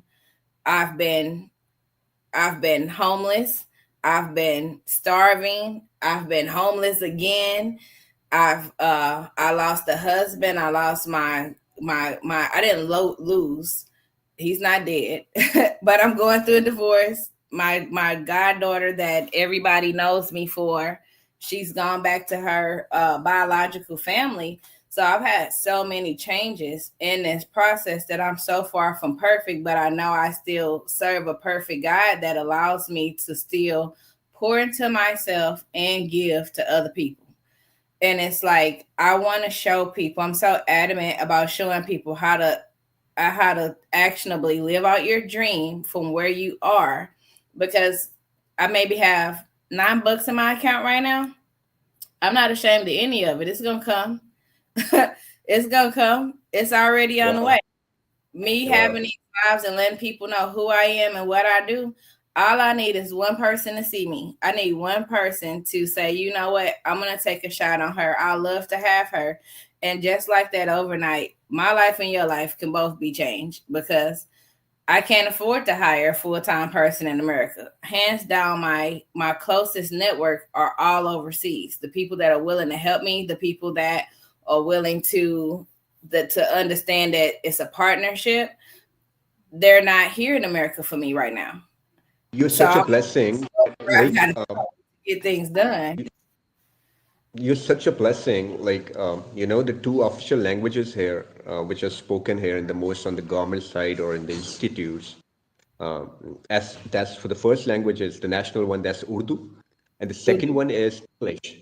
So I'm sure that definitely you will you will rock, because everybody knows English here. Even if you go to some small little mart or some small little stall who's selling some bananas or oranges, and they will start talking to you in English. So it's so easy to connect with people and make your brand boom.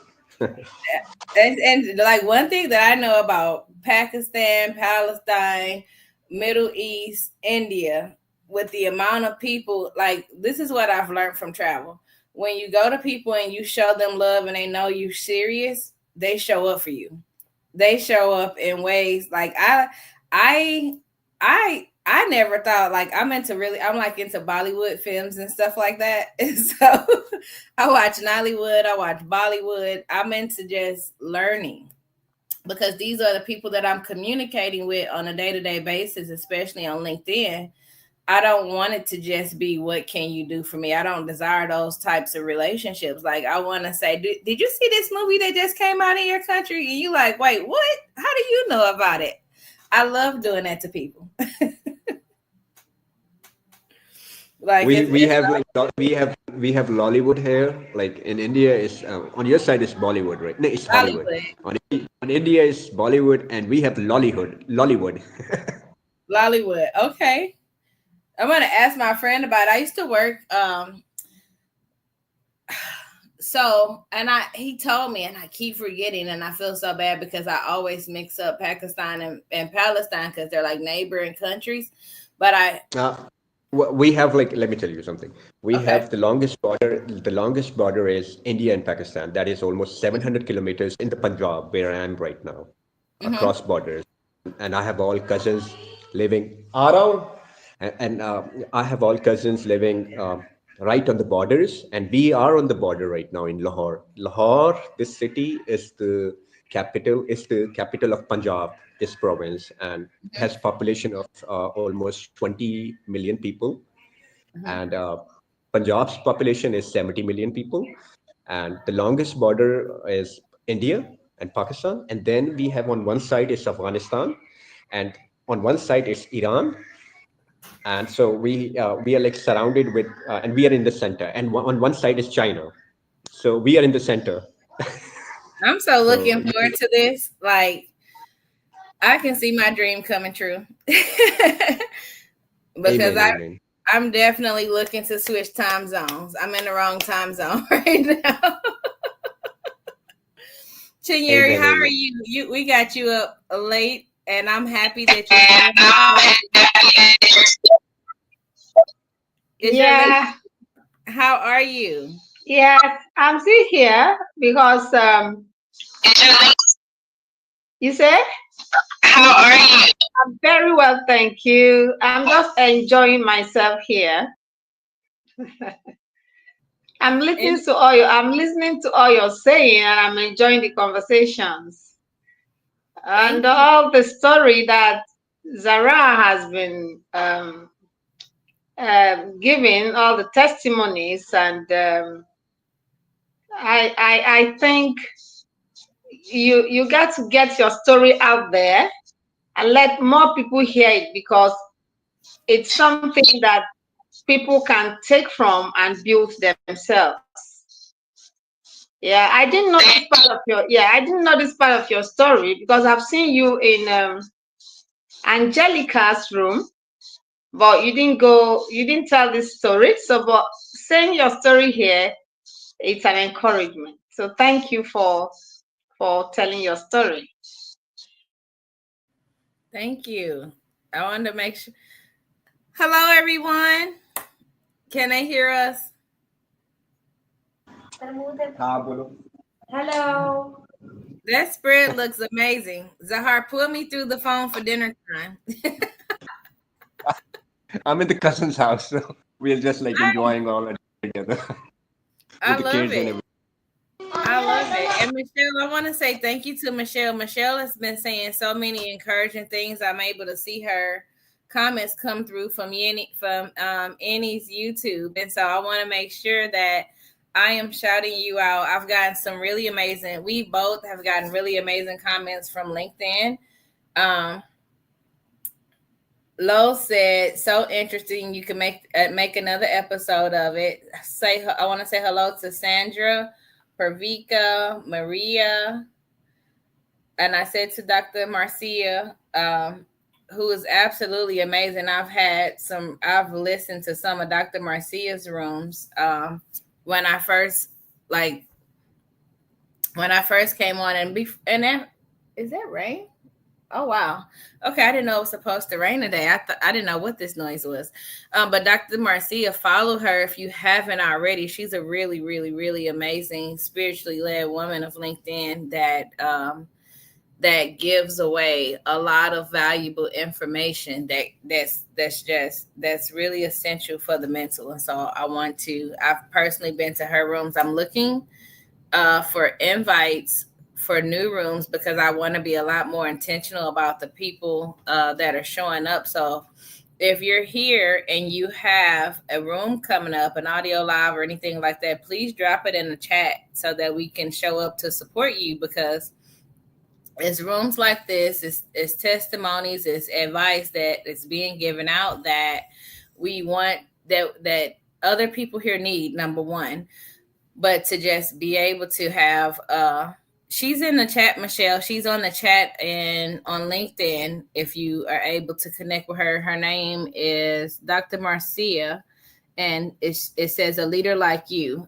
It's next to her name in terms of she's on LinkedIn. She's on LinkedIn, so that's perfect. And so I really want to of course, I want you guys to join my private community, but I also want you guys to connect amongst yourselves to see just how Zahara and I were able to work out something.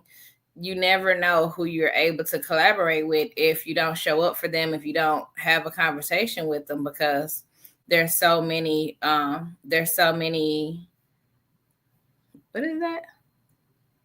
Oh, okay, that's JB.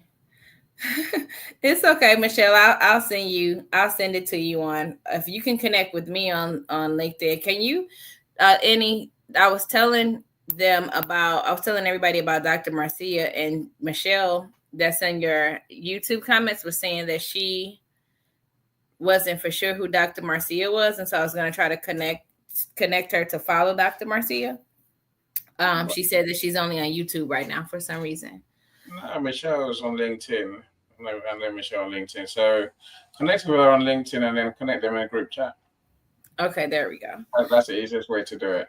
I don't know who Michelle is. I don't know if I'm connected with her. Oh, okay. I'll connect you two on LinkedIn. Then you can work it out from there, right? She said, "Any is my eyes." Yeah, I was just letting her know about it. It wasn't anything in particular. I was just reading the comments and shouting out the people that have left some really nice comments and just letting people know what they're doing. But we're actually going to get ready to wrap up. We're at 2 hours. I thought we were going to do an hour today. 3 hours. 3 hours. We're going towards 3 hours. What do you mean 2 hours? Oh my God. I will say, I said it the last show, but I'm going to say it again. Annie and I have a book coming out on networking.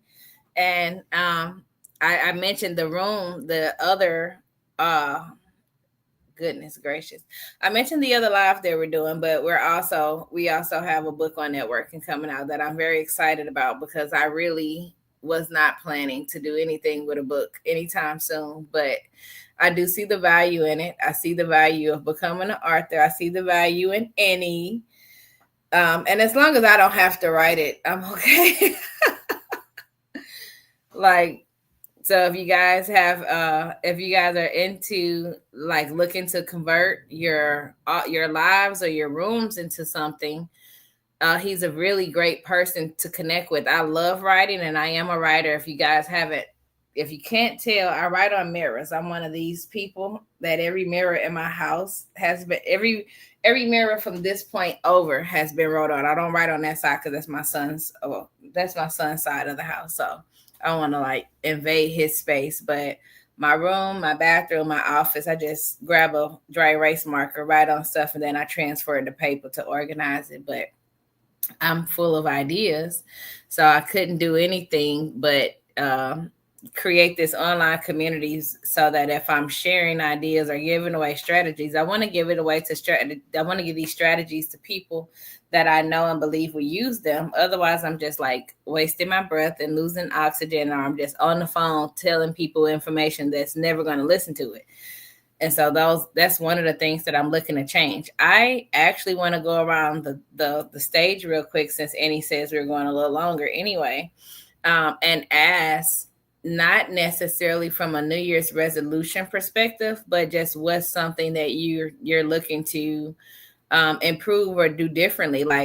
And as an example, for me this year, I've always been an extremely intentional person, but this year I'm honing down on my time management a little bit better.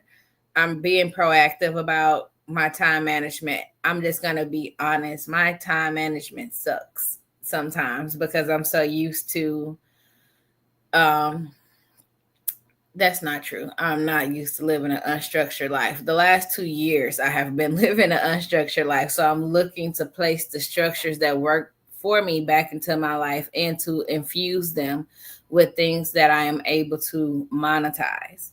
I think monetization is like my word for this month. That's an English word that we all may want to look into learning, because there are so many things that we do for free right now that you could just continue to do those things and just monetize what you're already doing.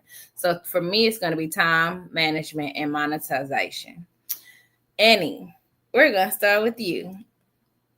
Not a New Year's resolution, but is there something that you are looking to improve? Resolution. So I know. So no, my thing is, someone just put in Michelle put in a comment, life suckers. I need to get rid of the suckers in life. I need to get rid of the time wasters, the jokers. I think I'll be harsh with them this year. Literally, I'm not going to put up with rubbish from people who are wasting my time. Yeah. I will call them out, and I will tell them sorry. No can do. Well, I'm doing a cleanse, like a purge, to just. Yeah. No, it might come to that, but then listen, I've got some lovely friends, So I'm just not willing to spend another year dealing with jokers, scammers. I got a room on Wednesday talking about fraudsters on LinkedIn. But and that's just is that the one? Are you doing that with Paulette? Because I had a conversation with her about something about that recently. Hopefully, she will join. Of course, but everywhere I look, there's examples. I won't call it stories. I call it examples of people who are jokers, people who are defrauding people on LinkedIn, lying, masquerading, and just it gives me a headache, because the people that they are harming are my friends, really. So I'm just not gonna have it. The thing is, it's like, I know I was here for a year before I would even say what I exactly did or what I do, because people would inbox me like, well, what do you do? You're not selling anything. What are you selling?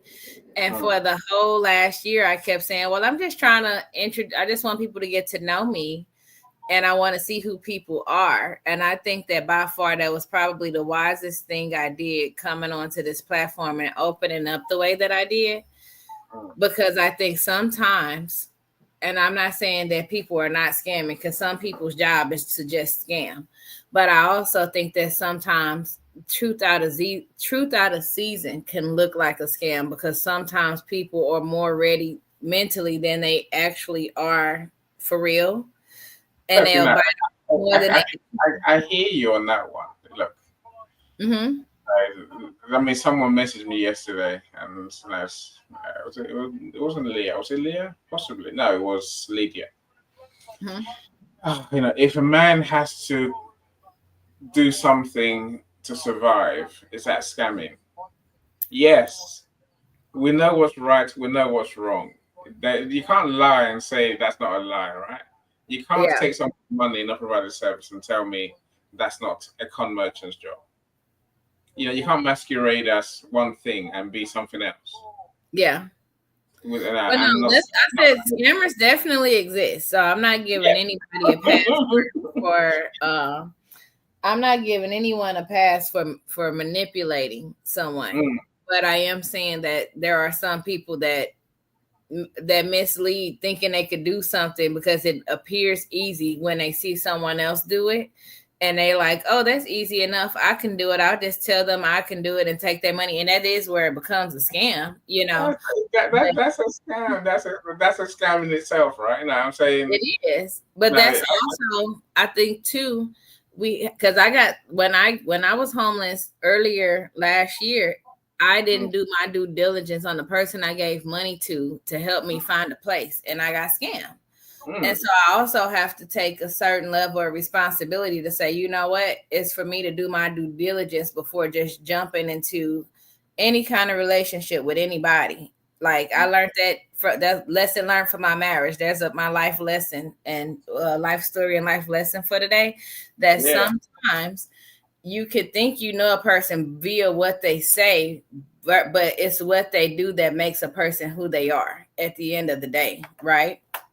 And Yes, so I we want agree. to do a better job at vetting people, because when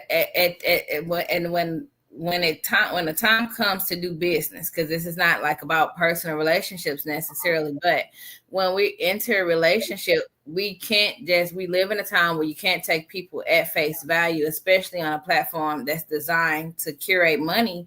We have to be patient and actually do our due diligence to see if this person can do what they said they could do. Like, I feel 10 times more comfortable entering a business relationship with you this year than I did when I first met you. And not because of anything you've done, but I've gotten to get to know you. I've seen you produce. I know people that's worked with you. And so I know who you are now. I feel confident in saying this is who Any is and this is what he does. But I didn't jump in relationship with nobody when I got on this network, because everybody's looking for something, and most people are not being honest about what it is they're looking for. Or sometimes, I know you and we've had conversations because you like friends, and it's like, I do see you as a friend, but we here for business. That's what we on LinkedIn for. We ain't on Facebook. And I always get somebody's gonna be in my inbox later saying, well, that sounds harsh, and it's like, it also sounds like reality, because Look, I think there are persistent offenders. yeah, but that means you can't do business with them. They're not forcing it. Right. Now, then the persistent offenders, I think, because we're not calling out the people and their behaviors. I think we need to call out the behavior so people are more aware and at least know what they're looking for and what they ought to look out for. And they also need to know who to look out for. Yeah. This is my thing, and I said I'll do what I can to alert people. And maybe people also need to learn how to respond. Yeah. Someone's harassing you, someone's DMing you to death with abuse, with harassment. That sounds like people need to know how to block. That's not how to respond. They don't. But say block is one thing, but then when you block, what happens next? Nothing. You need to block and report that they get kicked off LinkedIn. Full stop. Yeah, like if it's some cruel and unusual stuff, you block and report. But if it's like, for example, like I said, someone got my number and tried to chat me up on WhatsApp, I just shut it down. I'm not going back and forth with you. I'm not engaging in anything with you. I'm going to tell you what it is and what it ain't. Because if you took the liberty of doing all this work to get to me on WhatsApp, but you didn't take the liberty of booking a service, you're not serious about nothing if you listen to me talk.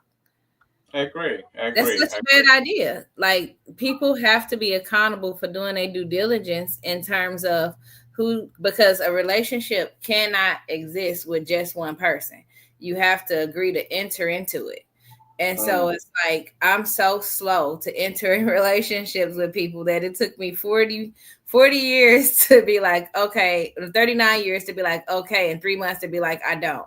I figure it out real quick and be like, I thought, but no, and I'm out. And then I just remove myself. And it's not about bashing the other person. It's not about outing them about none of that, because my purpose is not to go around. And I'm not saying that anybody else shouldn't do this. I'm just clearly some sort of nerve or trigger or something got hit. But but it's like, my business is to mine my business. Like it's a Bitcoin or something. That's how deep in my bag of business I'm trying to get this year, is to like mining it to where if one something's produced, we're talking 80,000. But I can't do that trying to mine somebody else's business. So if people are being disruptors in a not good way, block, moving on. You see, but last I'll say is I want to hear from Chinua. Don't forget, I got to play your 10-minute video. I couldn't put 11 hours. You can have maximum 10 minutes on here. That's fine. That's anyway, fine. I think in a network, we have a duty to tell the other members who to watch out for. I say that again. Yeah. You know, so in networking, I always I learned very quickly in doing social media marketing. You know that if you break the trust, whatever you call that, whether that's not delivering, that's taking someone's money, not refunding money, not paying someone, blah blah. You know what I mean? So a whole host of things we could do, right? Yeah. So if you behave like that in a physical network, you are ruined. And I always tell people, don't go back. There's no point going back, because once they start talking about you behind your back, you're Yeah. screwed, right? Michelle calls it gossip. No, I think it's there's gossip and there's fact based on evidence. Yeah. I think we have a duty to share the facts with each other. Yeah. I don't Well, see it's the that's- experience. I don't see It's why like any- a review, though, because you can go on that person's profile and literally write your experience in your review, so that people that are looking to do business with them, like everybody. Come to my show on the Wednesday. Come and share your lesson that we can learn from you about how you were Okay. scammed. I'll say that you'll be amazed the things that happen on this platform.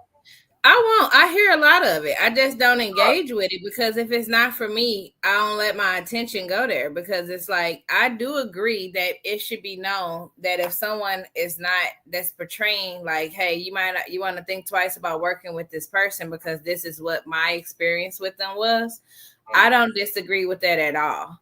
I just can't see me giving a whole lot of time to destroying someone else, because it's taken away from my building of self. And so when I hear things like that, because LinkedIn tends to, like, there have been several situations that sound so high school for baby boomers, that I was just like, let me get up off of here, because if this is what we doing all the time, it needs to happen.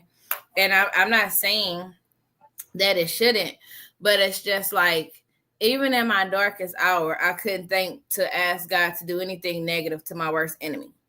I just won't deal with their ass. Like, really. Like, because when you go out and you deliberately cause harm, or what do you call it? It's an M word, when you're just like, shoot, what is the word?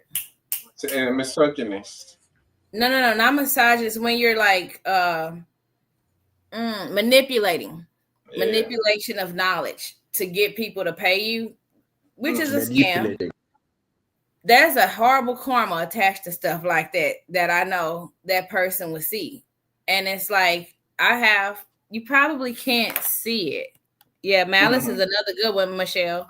I have this equation that I wrote on my mirror the other day, and it definitely is not showing. But there is a line that shows, like, when something happens, you have two choices to make, and you can make a good decision or a bad decision. And in the middle, it's kind of like there's a consequence to every action, right?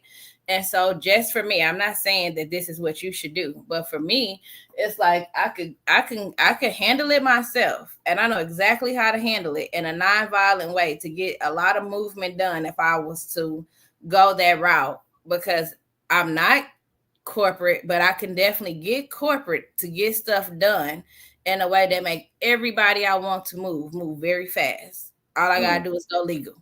But I can also take a step back, try to address the purpose and see what's going on. Why did this happen after I gave you this money? Because right now, God is my witness, I got somebody that owes me $20,000. I gave this man $20,000 cash to do some coaching that he did not perform. And people were upset when I got scammed out of $2,000. When I got homeless last year, that was a $2,000 scam. I couldn't even think about it, because I'm like, $2,000 is a drop in the bucket to what I've really got for that even got me in the situation where I can't write myself a $2,000 check from a different account. The person that I had the $20,000 coaching issue with, right to this day, I'm sitting back. Matter of fact, I'm probably going to send him this as a YouTube when we get finished, to tell him that I did this just for him. me not taking action the way, okay, so let me not lie to you, because the truth will always come to light. Plus, I got my visionary mother on the screen, so I'm gonna just be honest. I did show up when this man first scammed me. I put on my Louis Vuitton sneakers and jumpsuit, and I flew all the way to New Jersey, and I showed up. And I arrived to like a 6'4" Italian guy, and was ready for whatever time he was willing to be on. That's the exact time. That's the time zone I was in when I landed. Fortunately enough, when I got there, he immediately tried to start making things right. He didn't do a $20,000 job good enough to make it right, but he did enough to calm me down for the moment. And because I just said, I'm going to stick a pin in it and deal with it later, I got a call from another woman that he scammed out of about the same amount or more that said 7 of my brothers are lawyers. And he's not going to keep doing this because she felt fed up the exact same way you feel fed up. So yeah. I'm not saying that stuff shouldn't be done, but I'm saying there's so many ways to do it that, like, because for me, I just like, I'm going to get this to God, because the way I want to punish you really would hurt myself. Therefore, let me go over here, pray about it, focus on what I need to focus on, and karma is going to find you. And my God, 3 years later, I get this call that's like, oh, ICE, the FBI, and not like, this guy will never, ever, ever be able to scam another person, not just my friends. He's never going to be able to scam another person when the law is done with him. And his not only will be a price to pay for him, everybody connected to him are going to have to answer for the things that he's done, not just to me, but everybody that he did it with. Because if I go after him my way, I might protect myself, and I might be able to protect other people that I know that would have, paid him money. Now he won't be able to scam another soul. And so that's why I say, like, blocking and reporting, like, I'm with all of that. But I feel like if you put so much energy into making sure somebody else, if you become the law, so to speak, of this, then what is it taken away from you? Or how is it helping? Unless you do about it. It's not meant to help me. It's meant to protect my community. Yeah. Too many of them are being harmed by the same people. Yeah. Like, I think you could create a list too. Like, do the room and then still do an ebook of scammers to be aware of LinkedIn. I think Paulette intends to do monthly, check-ins where the people can bring their issues that the things they've experienced. My one on Wednesday, I'm more interested in the live events. And I'll come in. So literally, I'm more interested in knowing what do our community think we should do about these people. I hear what you're saying. It's also an idea too, where if people could ask, since you've been here for a long time and you guys have had the luxury of working with so many different coaches, like, hey, I'm about to work with this person. Can you give me advice on working with this? But like, let people know that you're a safe place to ask questions about your experience before they work with someone, especially new people. Oh, yeah, I like that. This is part of the conversation. References checked. Where reference it before investing in sizable amounts. I think, if someone comes to you and says, right, Coach K, I'm thinking of working with Jim Smith, right? A random person, of course, right? Yeah. What advice would you give me? Would you give them a reference? I would say no, but if you work with that person before, you just tell the truth. You say either I haven't worked with that person before, or when I work with that person, this was my experience with them. And I also know that this person worked with that person. So check with them before you work with them and get a couple more points of reference of people that have, because it can be a checks and balances system for the community. You got LinkedIn. You got LinkedIn on. I can hear LinkedIn. Okay. Look, we'll talk now. So this is the whole point of Wednesday. Let's talk about it and let's find a way forward. I got you. So us, I think, what's Michelle saying? Negativity, it's often the projections of their own self-realization. I agree. Maybe. Okay, I agree. Who's got LinkedIn on? Yuri, I think that's yours. There we that's go. yours. I think your LinkedIn There's LinkedIn. It's not on. No, it's not on at all. Okay. All right. What do you want to leave us with, Chinyere? Come again. What do you want to leave us Say with it again. today? Oh.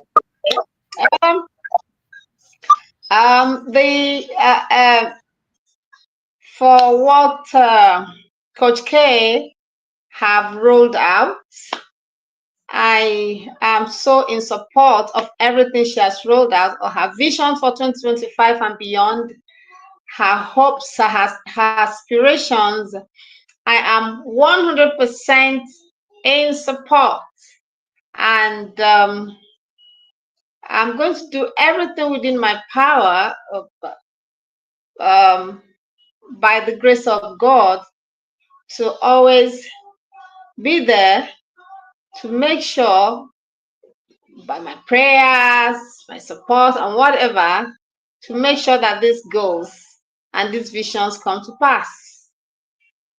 And then Annie, thank you for always being there for every one of us. Thank you. And I hope also that this year is going to be a big bang and a prosperous one for all of us. Thank you. I'm in agreement with you. Yeah, look, I hear you. Of course, there's those 4 books I want to publish, Chinyere. There's those 4 books. That's publishing books is my thing, right? So clearly, I want to get. Yes. I already have on my plan. So as soon as I'm ready, I'll call on you. In fact, it is one. I have it on my board, on my vision board. It's one of number 2 on my vision board is to have you publish my books. Excellent. So. I like to enjoy. Look, it's not fair. I'm just connecting people. Well done for being the one that does provide a service that helps people like Coach K, and Michael. So, well done you. So, you're the star, not me. It's fine. You do what you do, and I have a better word thanks to people like you who have a real skill. That's why I always say that builds on what I was just saying. Those who don't have the skill, go away. Time to leave LinkedIn. Anyway, let me stop talking. Zara had his last words, right? Right?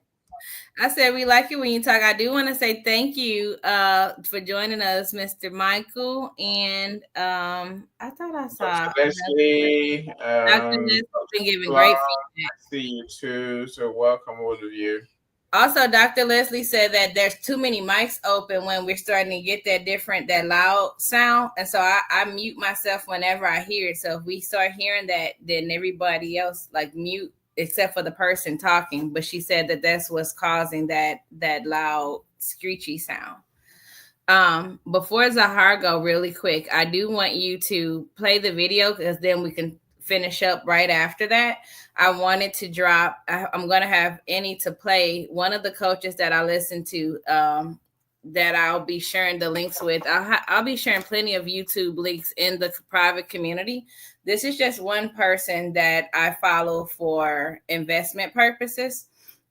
Some of the things that I enjoy talking about and that I plan to have breakout rooms on is spirituality, finance, life, living, wealth. And I plan to partner with different coaches that actually are experts in the designated field. So for some of these, like finance, that's my field, but I still partner with other people. I don't believe in just having one perception of anything. But my background is in finance and financial engineering, networking, sales, all of the above. But things that are important to me is spirituality, health, sales, life, finance. So the person that you guys are going to hear right now is a coach I follow on LinkedIn, because one of the things that I did before I got to Houston that really did well for me was day trading. And because of the accident I had a year ago, things shifted in my brain that caused me to my memory. I struggle with certain things in the memory department, but as I take these classes and teachings, certain things are coming back. And so I know a lot of people are looking for different ways to invest the money that they do have in 2025, including myself. And so one of the things that I intend on doing is going back to the stock market and being in control of my own investments. So it's not any affiliated marketing program where I want you to donate money and bank on other people to trade for you. This is a person that shows you, and it's completely free. He teaches you how to trade for yourself, how to understand stock.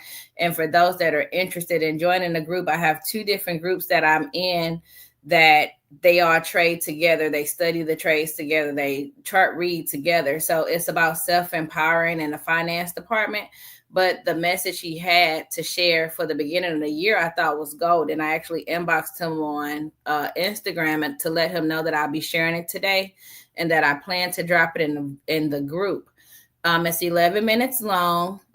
StreamYard would only allow us to share 10. And so this is the coach of the week for me that I want to highlight that's not on LinkedIn, that I'm not actually connected to, but I just want to kind of give flowers to and believe that he's a benefit to most people. And this is his perception and his outlook on life. And some things that he's been going through. So if you can share the video, we'll have our closing remarks right after. Okay, I've done my closing remarks, right? You know, I want to thank the 2 Michelles, Michelle Bodenhorn and Michelle. They were so active. I appreciate both of them. And Dr. Leslie, thank you for joining and commenting. You are Jim. I've been in rooms that you and Annie have hosted, as well as you and Paulette. And so I do want to say thank you for everyone that interacted today. There were so many from YouTube as well as LinkedIn. This event, as the first event of the year for me, couldn't have went better. I'm okay with any mistakes that I've made because I'm learning as I go. Okay, let's play. Okay. Let's play a video. I was trying to see how many comments. Oh, there's 92 comments, 2 reposts. Okay, we'll take that. Here goes. This one is for you. Yep, I'm talking to you. Today, guys, I need to make sure you understand that sometimes you got to do it alone. Sometimes you got to do it scared. Sometimes you got to do it even if you don't know what the outcome going to be. Sometimes it is what it is, guys. But guess what? You have been called. God has already put your name on it and said that he has this for you. And so, guys, it's time to stop being scared. It's time to stop holding back, and it's time to go for it. And so in today's video, I want to talk to you guys about the fact that not only will you be millionaires, not only will you see success that beyond your wildest dreams, but guys, anything that you manifest is coming to you. So I need you to understand that right now, guys. God don't play about you. I already know he don't play about me, but guess what? He don't play about you either. And so in today's video, make sure that you understand you are one of those ones. You're his. And when you understand that, guys, there's nothing that nobody can do. Now check this out. As I said from the jump, you got to do it alone if you have to. Sometimes where God is calling you to go, everybody can't come with you. On top of that, they might be talking down about the journey. They might be naysayers behind your back. So sometimes, guys, it's going to be you on the journey all by yourself. Be okay with that. Sometimes you got to do it broke. Sometimes you ain't gonna know where your next dollar gonna come from. You might have just lost your last dollar, but you got to do it anyway. You got to keep going. Sometimes you're going to be faced with situations that you didn't even know that you could make it through, but because you kept the faith, you got through it. And that's what you need to know. And sometimes you got to do it scared. You might not know how to trade. You didn't grow up learning this. You might not know how to invest. You might not know how to start that business. You might not know how to write that book. You might not know how to do these different assignments they got you doing in these college classes and things of that nature. But guess what? Do it anyway. Okay? Do it anyway. Do it scared if you have to, because guess what? God got you in the end regardless. You need to understand that, okay? Check this out, guys. You got to figure it out. I don't care what it is. You got to figure it out, but you ain't got to figure it out by yourself. You don't have to figure it out all by yourself. This video, if you seeing this, is meant for you, because you are the person that's going to be the generational curse breaker in your family. The things you're going to learn, the things you're going to invest in yourself, the things you're going to pour into yourself is going to make you that one that's going to break all the generational curses that's been played upon your family. It's going to be you that's going to be the ones that break those chains, okay? So I need you to receive this word that I got for you guys today. You are the chosen one. Matter of fact, write that down in the comments below. I am the chosen one. And you need to say it with some conviction. You need to say it and mean it from the heart. You are the chosen one, and don't let nobody tell you differently. Don't let nobody tell you differently. Guys, you got to become the person you need to become so you can accomplish the things that you know you were set out to accomplish. You got to become that person. You have to learn this. You have to be the person that's on top of your game at the workplace, at your job, in your business, in the classroom. You have to become that person. It's time. It's time. Even if you got to do it scared, even if you can't figure it out, even if you don't have all the answers, you have to become that person. Because I'm telling you, the walk by itself, you're going to understand God is walking with you the whole entire time. So you've been praying for a sign, you've been praying for an answer, and God is speaking to you through this video. You've been praying for a sign, you've been praying for an answer, but God put it on me to make this video just for you. So don't let this message go by. Don't not share it. Don't not watch it. Don't click off, because listen, guys, you sometimes don't know who he sends to pour into your life. You've been pouring into everybody else's cup, but who filling your cup up? You've been doing for everybody else, but who's doing for you? You've been helping everybody else, but who's there to help you when you need it? This is the answer you've been looking for. So listen, guys, I need you to claim this over your life. Write this down in the comments below. I will be a millionaire. You know, you gotta hit them keys hard, or you gotta hit that phone hard. I will be a millionaire. I will be a millionaire. And you gotta claim it. You gotta mean it. Because God don't play about you. God does not play about you. And you need to understand that. Matter of fact, I'm going to make sure you understand it, okay? So listen, guys, today it was just on my heart to drop that word on you. But on the flip side, I need you guys, if I got some prayer warriors watching this video, matter of fact, send this to some prayer warriors, because I need them part of my community. I need them part of my tribe. Send this to some strong praying people, because the devil is at work. You know, I've been at funerals all dang on week. People dying, people doing foolish stuff, people crashing out, family members is going through stuff.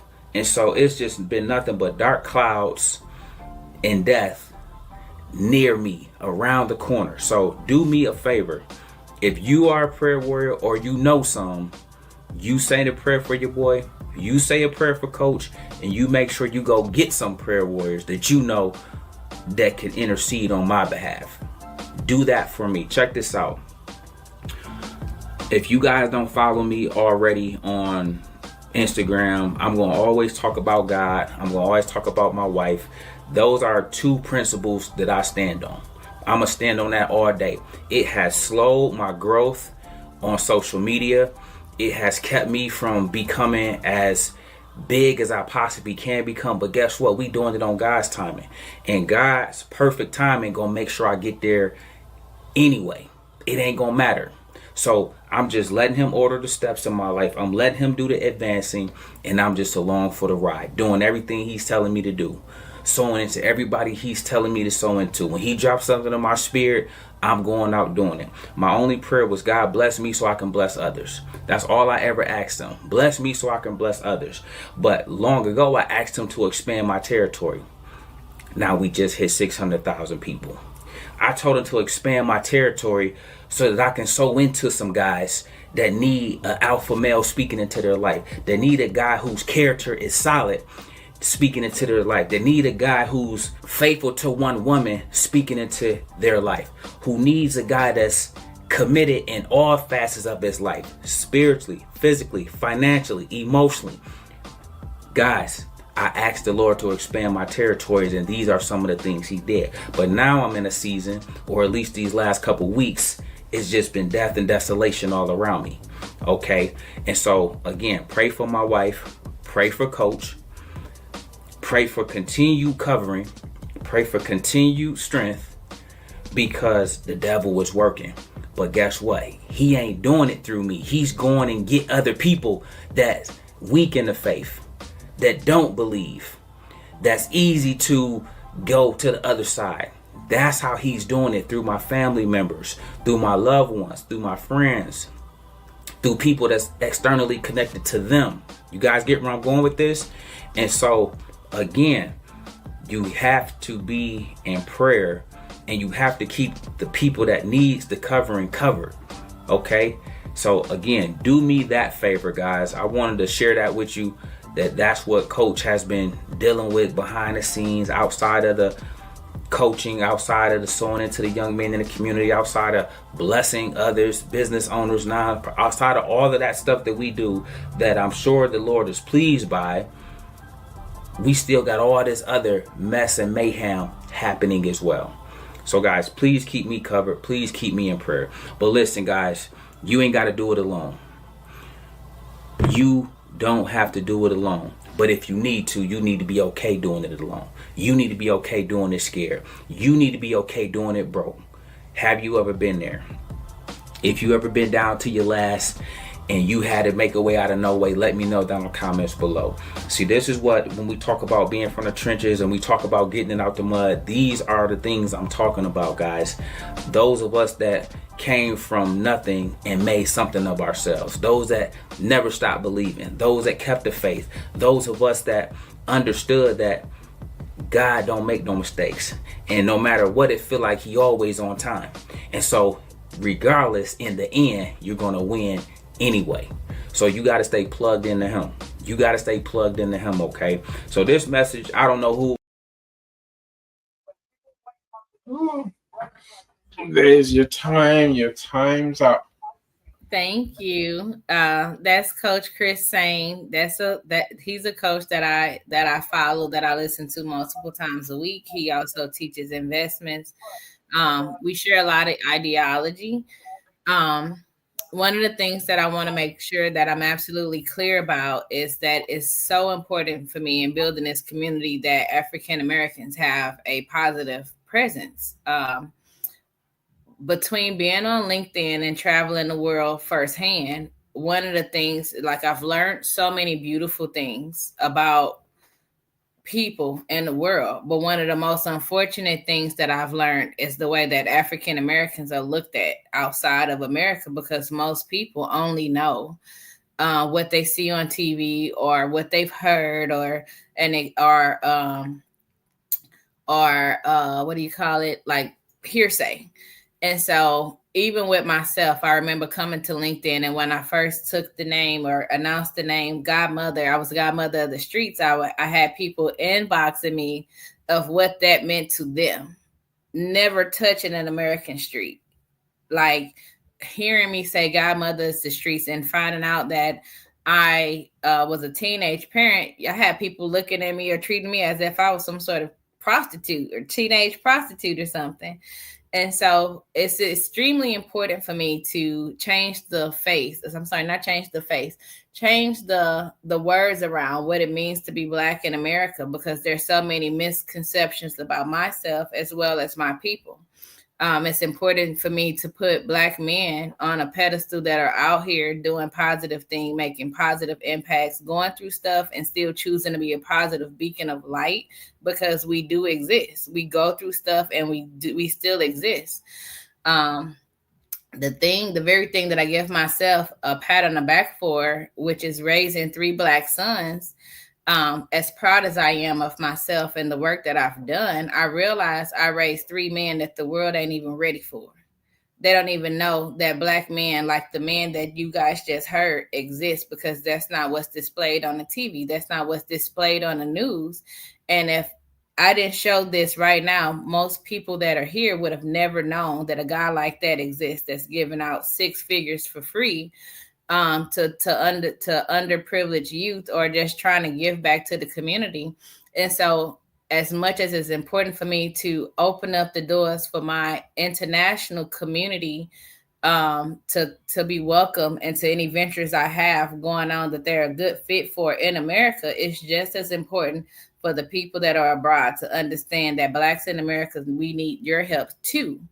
And so it's not going to be a one-way street in 2025 for me, because I don't want to just be the token Black of my friends. That's because I'm American. I've sat in so many rooms where I'm the person where they're looking at me as if I'm the only Black American that exists, that went through stuff and see life the way that I do. I'm not the only one. I know so many really great people that came from humble beginnings, that pulled themselves up from situations and are out here being positive beacons of light.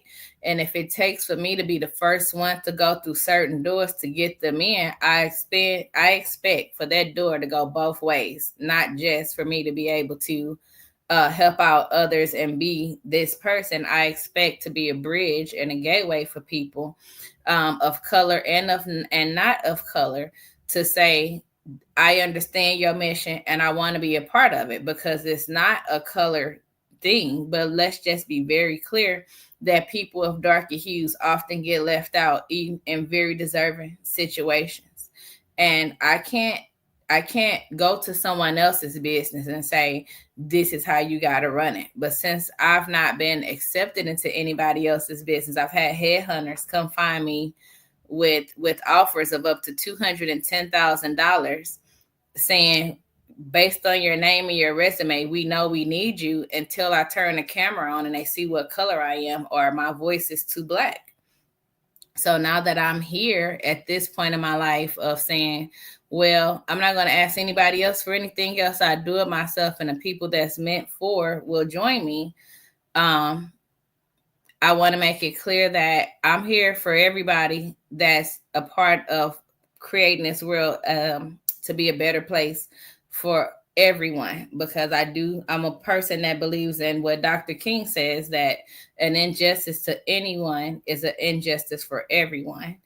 And so I want to change that depiction of what it means to be of a darker hue in America, and as well as in other places. I want doors to open for us.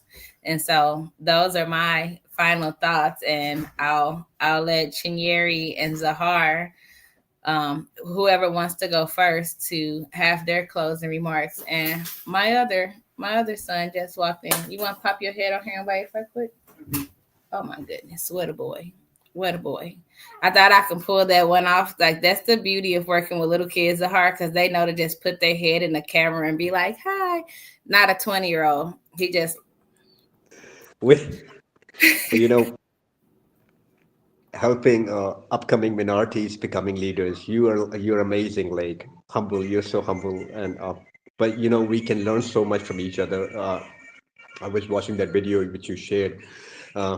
Definitely, I'm looking for this venture where we can become a part of some community to learn about how to, whether you're a day trader or a swing trader or you're a long trader, where we can learn something. And when I was watching that video, and he said, write it down, that because it's all about God, and I'm so much into it, and especially the part of world where I belong from.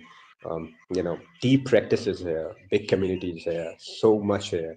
When So definitely looking forward for this venture where I can be a part of community, where I can learn through some mentors, to master the skill of risk trade management, definitely. And of course, God, being a God warrior, or God warrior, God prayers, or everything, praise, repent, ask, and yield, everything that goes and attached with the God, and then, looking forward for it. Thank you so much, Lake. It was amazing. Thank you, Annie.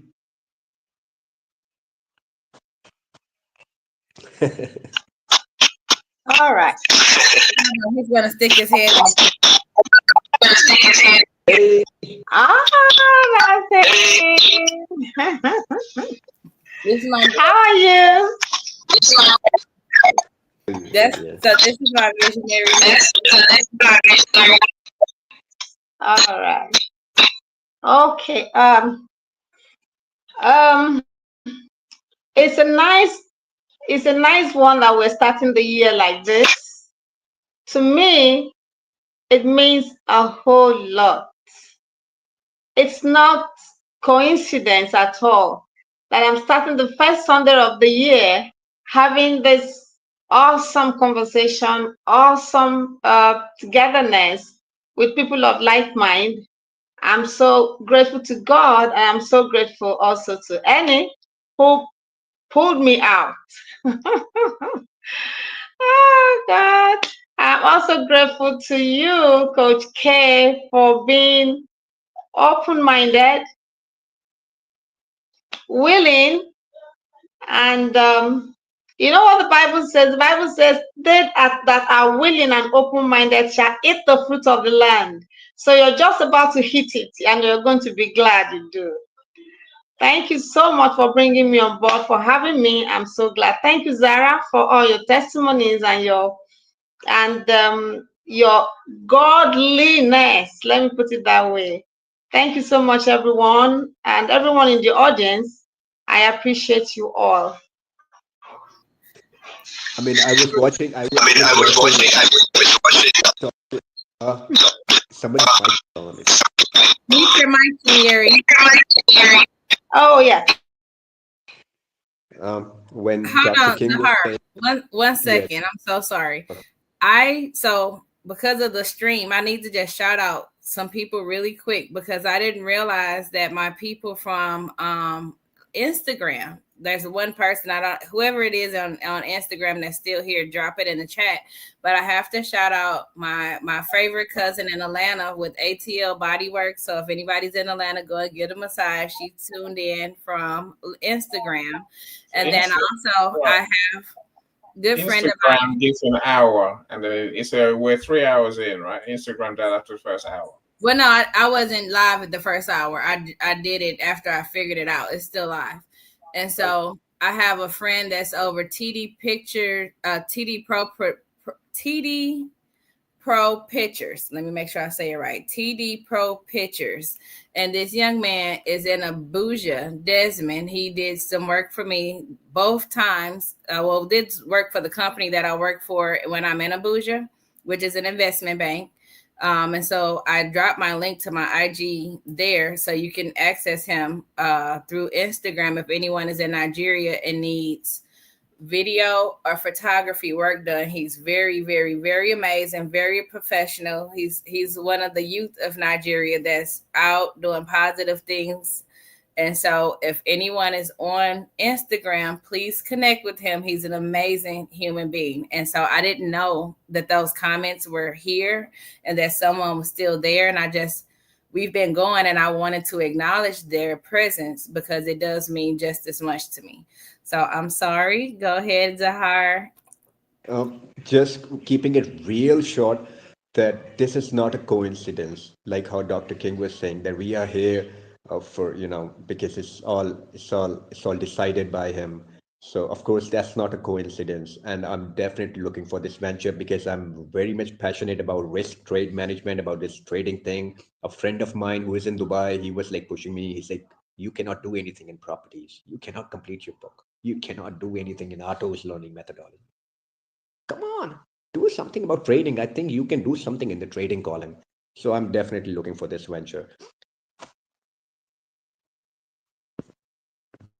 I'm looking forward to it as well. Today was great. I just want to thank everybody one last time for coming out, hanging in here with us for 3 hours. We had a rough start, and I just want people to anticipate being on time and understanding that it may start off rough almost every Sunday until I also understand how to work the controls. But this was an amazing session. Can't talk. This was a very amazing session. I look forward to putting this on YouTube. I got to get the last one put up still as well, Annie. But I'm gonna load this. I'm gonna load this up to my YouTube, and if you're watching the replay, I will have my YouTube in the comments. I'll go in and add it. And so I need 50 subscribers there so that I can actually stream live to YouTube as well. Because when it comes to doing paid advertisement, maybe a month or so from now, I'm looking to dump my paid advertising dollars to YouTube. So I don't have, it's not a secret. So anyone connected to me could benefit from it, but I have to have the ability to go live first. And then we'll take the sessions from LinkedIn, just how we still do it. I still want to host on LinkedIn because I believe this is the best place to actually connect with people for business. But this way, people of the world could actually see who we are and what we're doing, and we all could go so much further together. But in terms of growing in the private community, I'm not looking for a massive amount of people to join right now. I'm looking for the right people. I wrote down something very particular about the type of people that I look to work with and do business with, and then I'll let you go. Let's see. That was because it's like I want to get my wording right, and so I wrote it down. Sorry, guys. Any salute to you, any salute to you. You're standing for like last 3 hours, sir. Oh, here it is. I know notes everywhere. Thank you, Michelle. I put down, because this was important, titles do not impress me, but people do who care. Who cares about your title if you're a shitty person? And so I'm interested in working with good people. I'm interested in working with people that actually want to be the change they want to see in the world. That's what's important to me. And I'm okay with growing at a slower pace organically if that's what it means. And that's what it takes to have the right people in the room. So I'll close on that note. Thank you again for being here. It's been an amazing ride. And I look forward to the future with you guys. I look forward to sitting down and maybe having something to eat and have a cup of tea, honestly. I look so forward to doing that with you in person, Annie. 3.5 hours. Join us again next week. All right, everyone. Zahra, thanks for your kind words, my friend. Thank you, Zahar. Get in my inbox. We'll set up a one-on-one. Sir, madam, please. Okay. So I'll connect you with Michelle so you can connect Michelle with Dr. Marcia, you said, right? I want to connect with her as well. Or if you want me to, you can connect it with me and I can do it. But I don't think Michelle's connected with me on LinkedIn. And so I'll connect me with both Michelle's. And that way when we go, they'll be able to know about it. Okay. I'm going to play your favorite song again. And then see you next week. Bye, everyone. Bye. If Worker How can send you 3.5 hours of video. That's like. Can I just send you my YouTube login and you just boop and put it when you put yours, put it on mine too? It's on my YouTube already. So, but it'll take me a day to download this to my computer and then upload it. Yeah, that could be the easiest way, bro. Because trying to send it to you is gonna be. I was gonna say because it's like since it's saved in your StreamYard, if I gave you, it wouldn't be easy to just like slide it in through. If I gave you the details. I don't know how David did it. I will. No, it's on my. I'll have to download it and then send it to you somehow. I can send it to. We transfer. No, too big. 7 gig. Yeah, it's not 2 gig. Okay. These are big files, huge files. Okay. Yeah, that's what happens when so literally we'll find a way. I might send it on Google Drive. Okay. You have to download it very quickly. Okay. Okay. Bye everyone. Bye everyone. Enjoy. Bye. Enjoy. Where are Thank you, we? Annie. That's all right. Media. Bye everyone. Second of your time. I could tell you stories about my life. I've seen hope and I've seen struggle through these eyes. Yeah. So give me just 1 second of your time. 1 second to let it breathe. Just a second is all I need. When you're questioning everything you've believed and you're fighting with the devil in your dreams. 1 second, just let me be. Let it pour, let it rain, let it bleed. Heavy is the head, but the pressure makes you heave. So you bill it, cause the spirit of depression never sleeps. And I am not the poster boy for mental health. I need peace of mind, I need to center self. The cover of the enemy, that shit made me resent myself. There's people trying to spread the word and people that pretend to help. But how am I complaining when I'm blessed? I get this guilty feeling on the days I'm at my best, when all these demons that I carry get to messing with my head. So could you give me just a second just to get off my chest, please? Of your time, I could tell you stories about my life. I've seen hope and I've seen struggle through these eyes. So give me just 1 second of your time. Lie. 1 second to recollect. Just a second is all I get. I can't tell where I'm heading, I'm out of breath. All these early premonitions of my death. But I knew he had a plan. Lord knows I'ma do it if I can. When I take a stand, they say I'm ruining my brand, but I could never give a fuck, that's just my duty as a man. So if I go on stage at Bricks and tell the PMG's a bitch, then that's exactly what it is, and I don't want no bloody straps for it. Mummy always said if there's a cause, then I should fight for it. So yeah, I understand, but I don't think that I'm alright with it. Like, yeah, cool, I get it. Yeah, I know I said it, but there's people fighting every day and they don't get the credit. But it's cool, man, it's just one of the stresses in my mind. To get this off my chest, I need a second of your time, please.